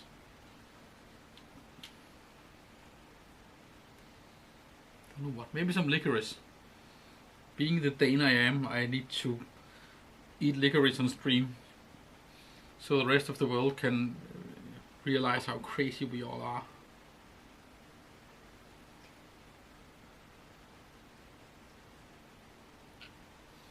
David says, ask when I'm gonna start tomorrow. I will probably start around 12 Danish Central European time, which will, I think, is not, that must be 11 in Great Britain.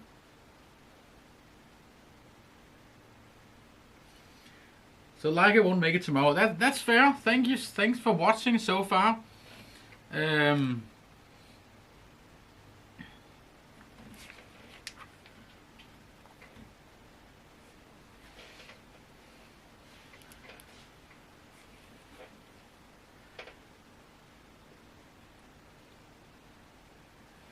So like has been with me since we went live. I think my dad's been with us too. But he didn't say anything on unless in the beginning he said like, I'm waiting, because it was 10 seconds over time, and he was like, now we're supposed to start.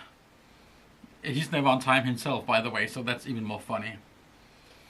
Yeah, yeah. I figured I've been in London a few times, and it's one of the. So I already mixed it up because I had a girlfriend in Finland, and was that 1 hour ahead or 1 hour behind? I always mix that up. So it's like when you flew one way, you arrive before you took off, and the other way it takes 2 hours, but you only spent one. It's very confusing. I'm at page 90 now. So I'm about to. Yeah, that's very little work left. Now we want to put on these two. Well, not very little work left, but very little work tonight. So now they want me to turn this one around.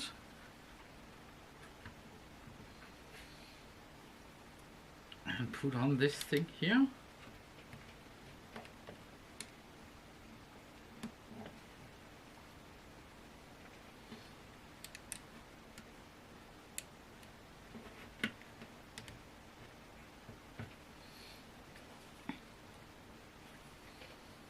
Whoa.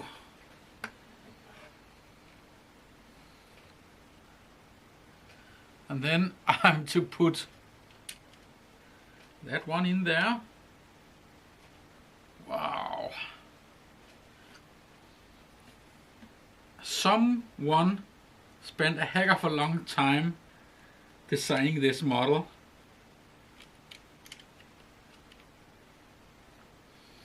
Taking it apart and rebuilding it several times, I'm sure of that.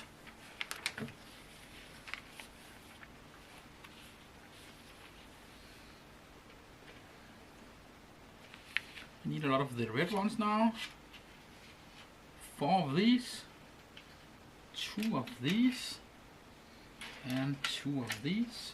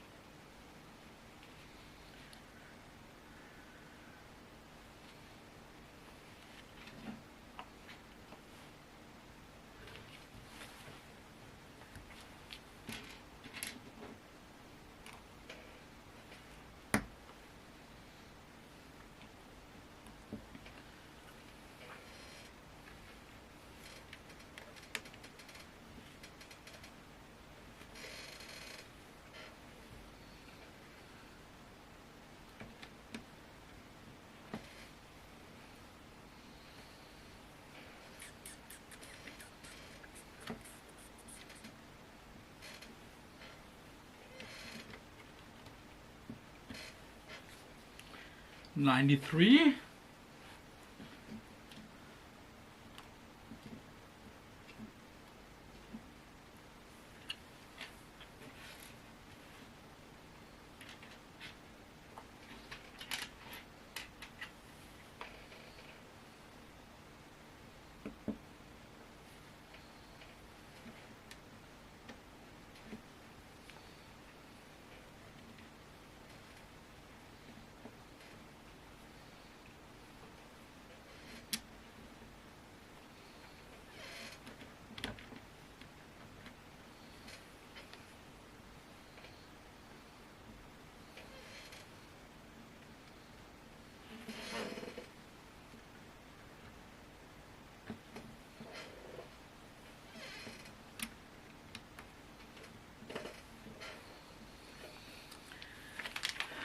$94.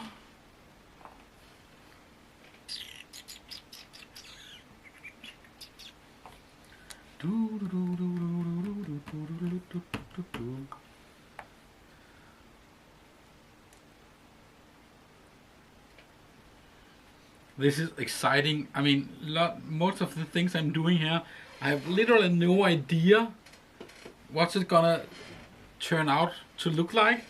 And that's actually pretty exciting. Pretty sure once I'm completing the build, I'll be like, ah, so that was what that was for. Okay, so it would appear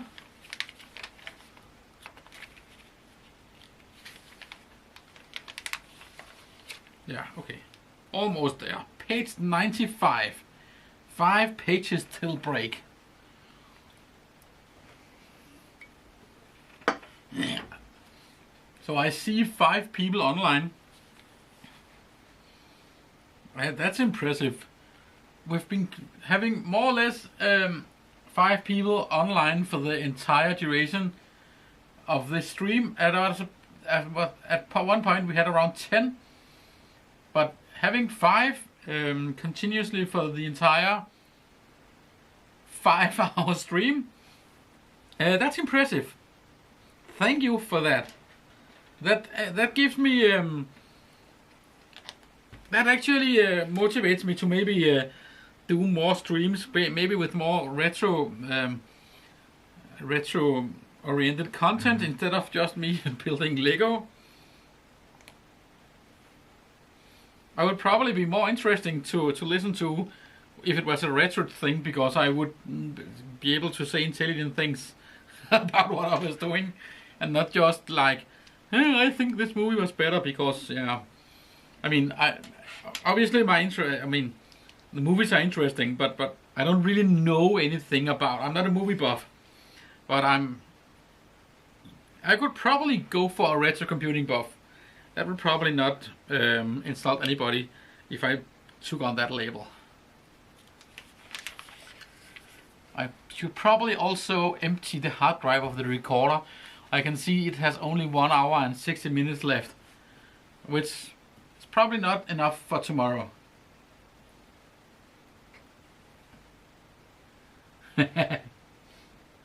So like I said for the Lego, Okay, so I can tell you that there will be at least one more Lego stream at some point, because I actually have a retro computing combined with Lego video that I will do at some point. So maybe come back for that.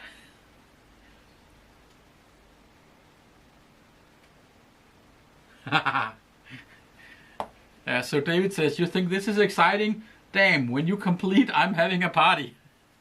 Yeah, me too.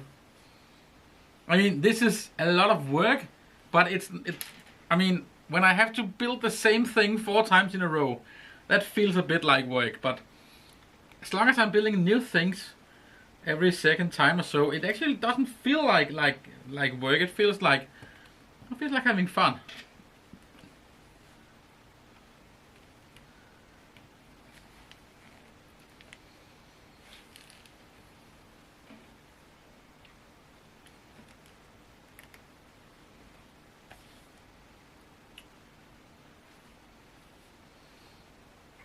I mean, 2 of these. Doink. 2 of these. And 2 of these. And that one goes like that. Cabinet for my Apple One out of Lego. But no, I have a Lego Technic set. You can see it on my Instagram. I have pictures of it. But that's a kit you used in schools back in the 80s, and had kids build robots, and then you could hook that robot up to a Commodore 64 and program it from the Commodore 64. And now I just spent time looking into the camera again without it being turned on. That happens. But I have that kit. Have had it for quite some time. I don't have a Commodore 64 anymore, so I probably have to borrow one for that video. Or maybe have, I don't know, build an Arduino to control it or something like that. I don't know, but I have the Lego, and it's sealed in box, so it's like not brand new, but I mean it's never been opened before at least. And I want to open it on stream and video. First go ask if that's Lego Mindstorm, and no, actually not. It's a predecessor to Lego Mindstorm. It doesn't really have a brand name. But it's just, I think it's called 19, I don't know. Look it up on my Facebook. But it was really popular, and it was sold. I think that was the kit that he used to convince himself that Lego Mindstorm was would be a good thing to bet on.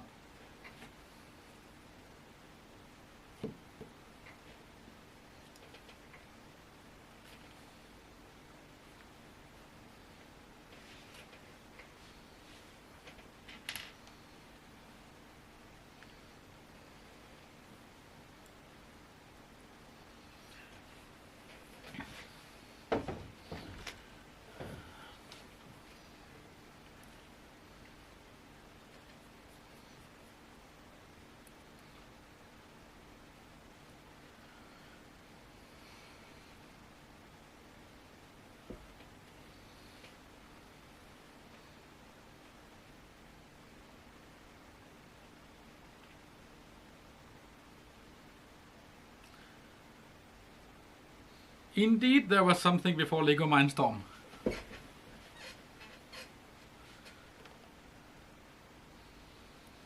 This is the most analog way ever of sharing an Instagram post.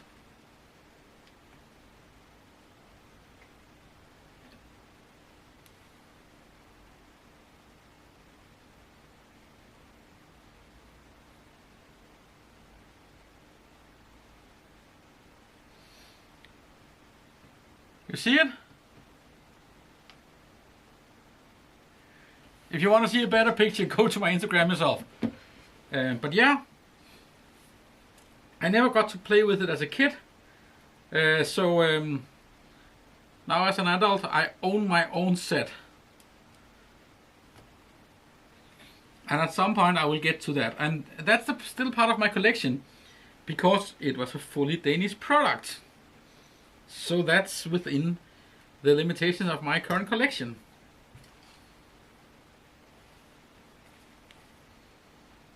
What the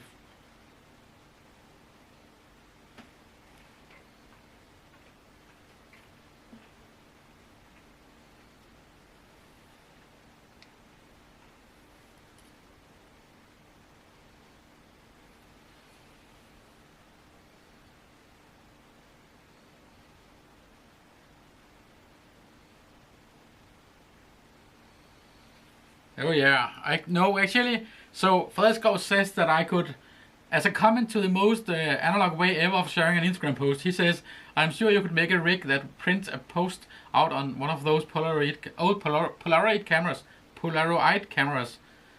And I was just thinking that the kit that I showed you out of Lego is actually a plotter, which will actually draw on piece of paper.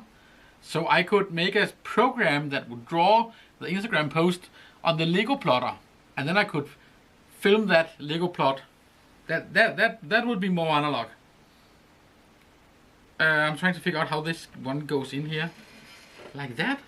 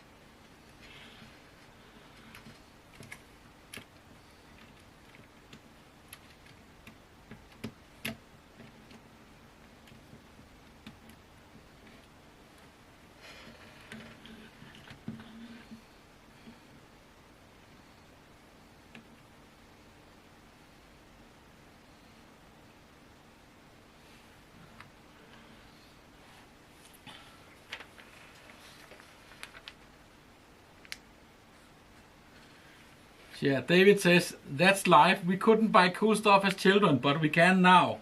You're damn right. You can also accidentally spend like 500,000 Danish krones, 250,000 Danish krones on all computers before realizing that you shouldn't do that. It was fun, but it was probably not the wisest thing to do with those money. I mean, that would have been a nice down payment on that house I really wanted, right? Probably not gonna be a house, probably gonna be a cabin. That one and that one. One of these, and those different? Ah, damn, different ones, yeah. And that one goes, over there. So...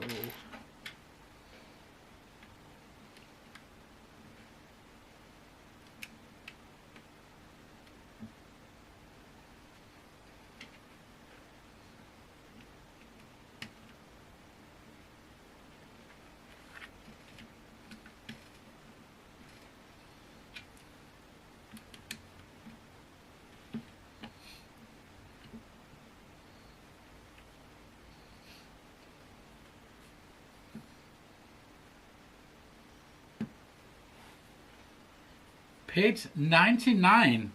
So this is the last pieces I'm mounting today. This one goes here. This one goes here.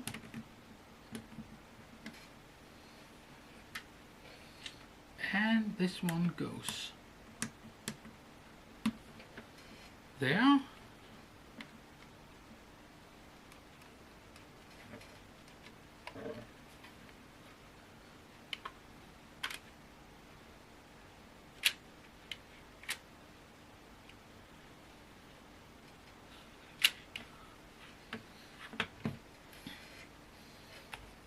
And this final piece.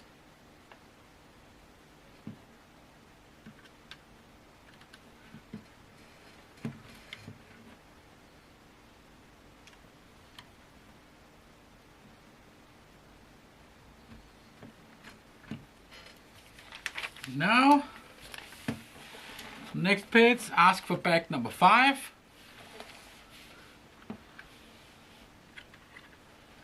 But so far, this is what we got. I mean, it kinda have a shape like a car. This mechanism kinda works. I think it needs a bit of adjusting because the wheels, I think it's the wheel bases, are not acting the same. I think this is supposed to be for the wheels, and when it goes into fly mode, it will jump like that. I think maybe these gear wheels has to jump a notch or so. I don't know if I can fix that after the fact. I don't know. I'm gonna build it and then I can always redo it at a later point. Thank you for this evening, David, and thank you for this evening, everybody. I am gonna pack up for now, head home, get some sleep, and be ready tomorrow at noon, I think. So thank you for watching, and if you want to get a good night message in before I hang up, you got about 20 seconds. Well, you have 20 seconds from I said this to you hear this, so 40 seconds. So when that timer says, that's not a timer, Mike, you're an idiot. When that one says 5:10, I'm hanging up.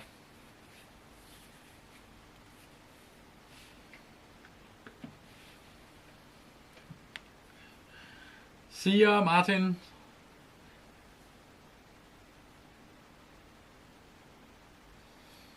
David will be back tomorrow. Looking forward to that.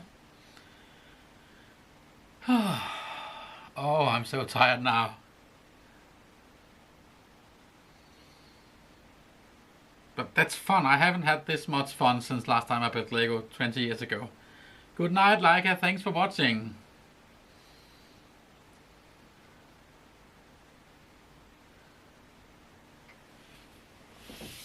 Oh, yeah.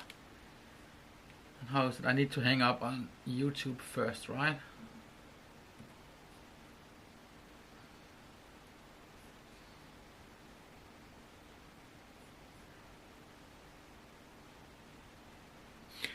That's it. Thank you so much for watching, and see hopefully most of you tomorrow. Bye bye.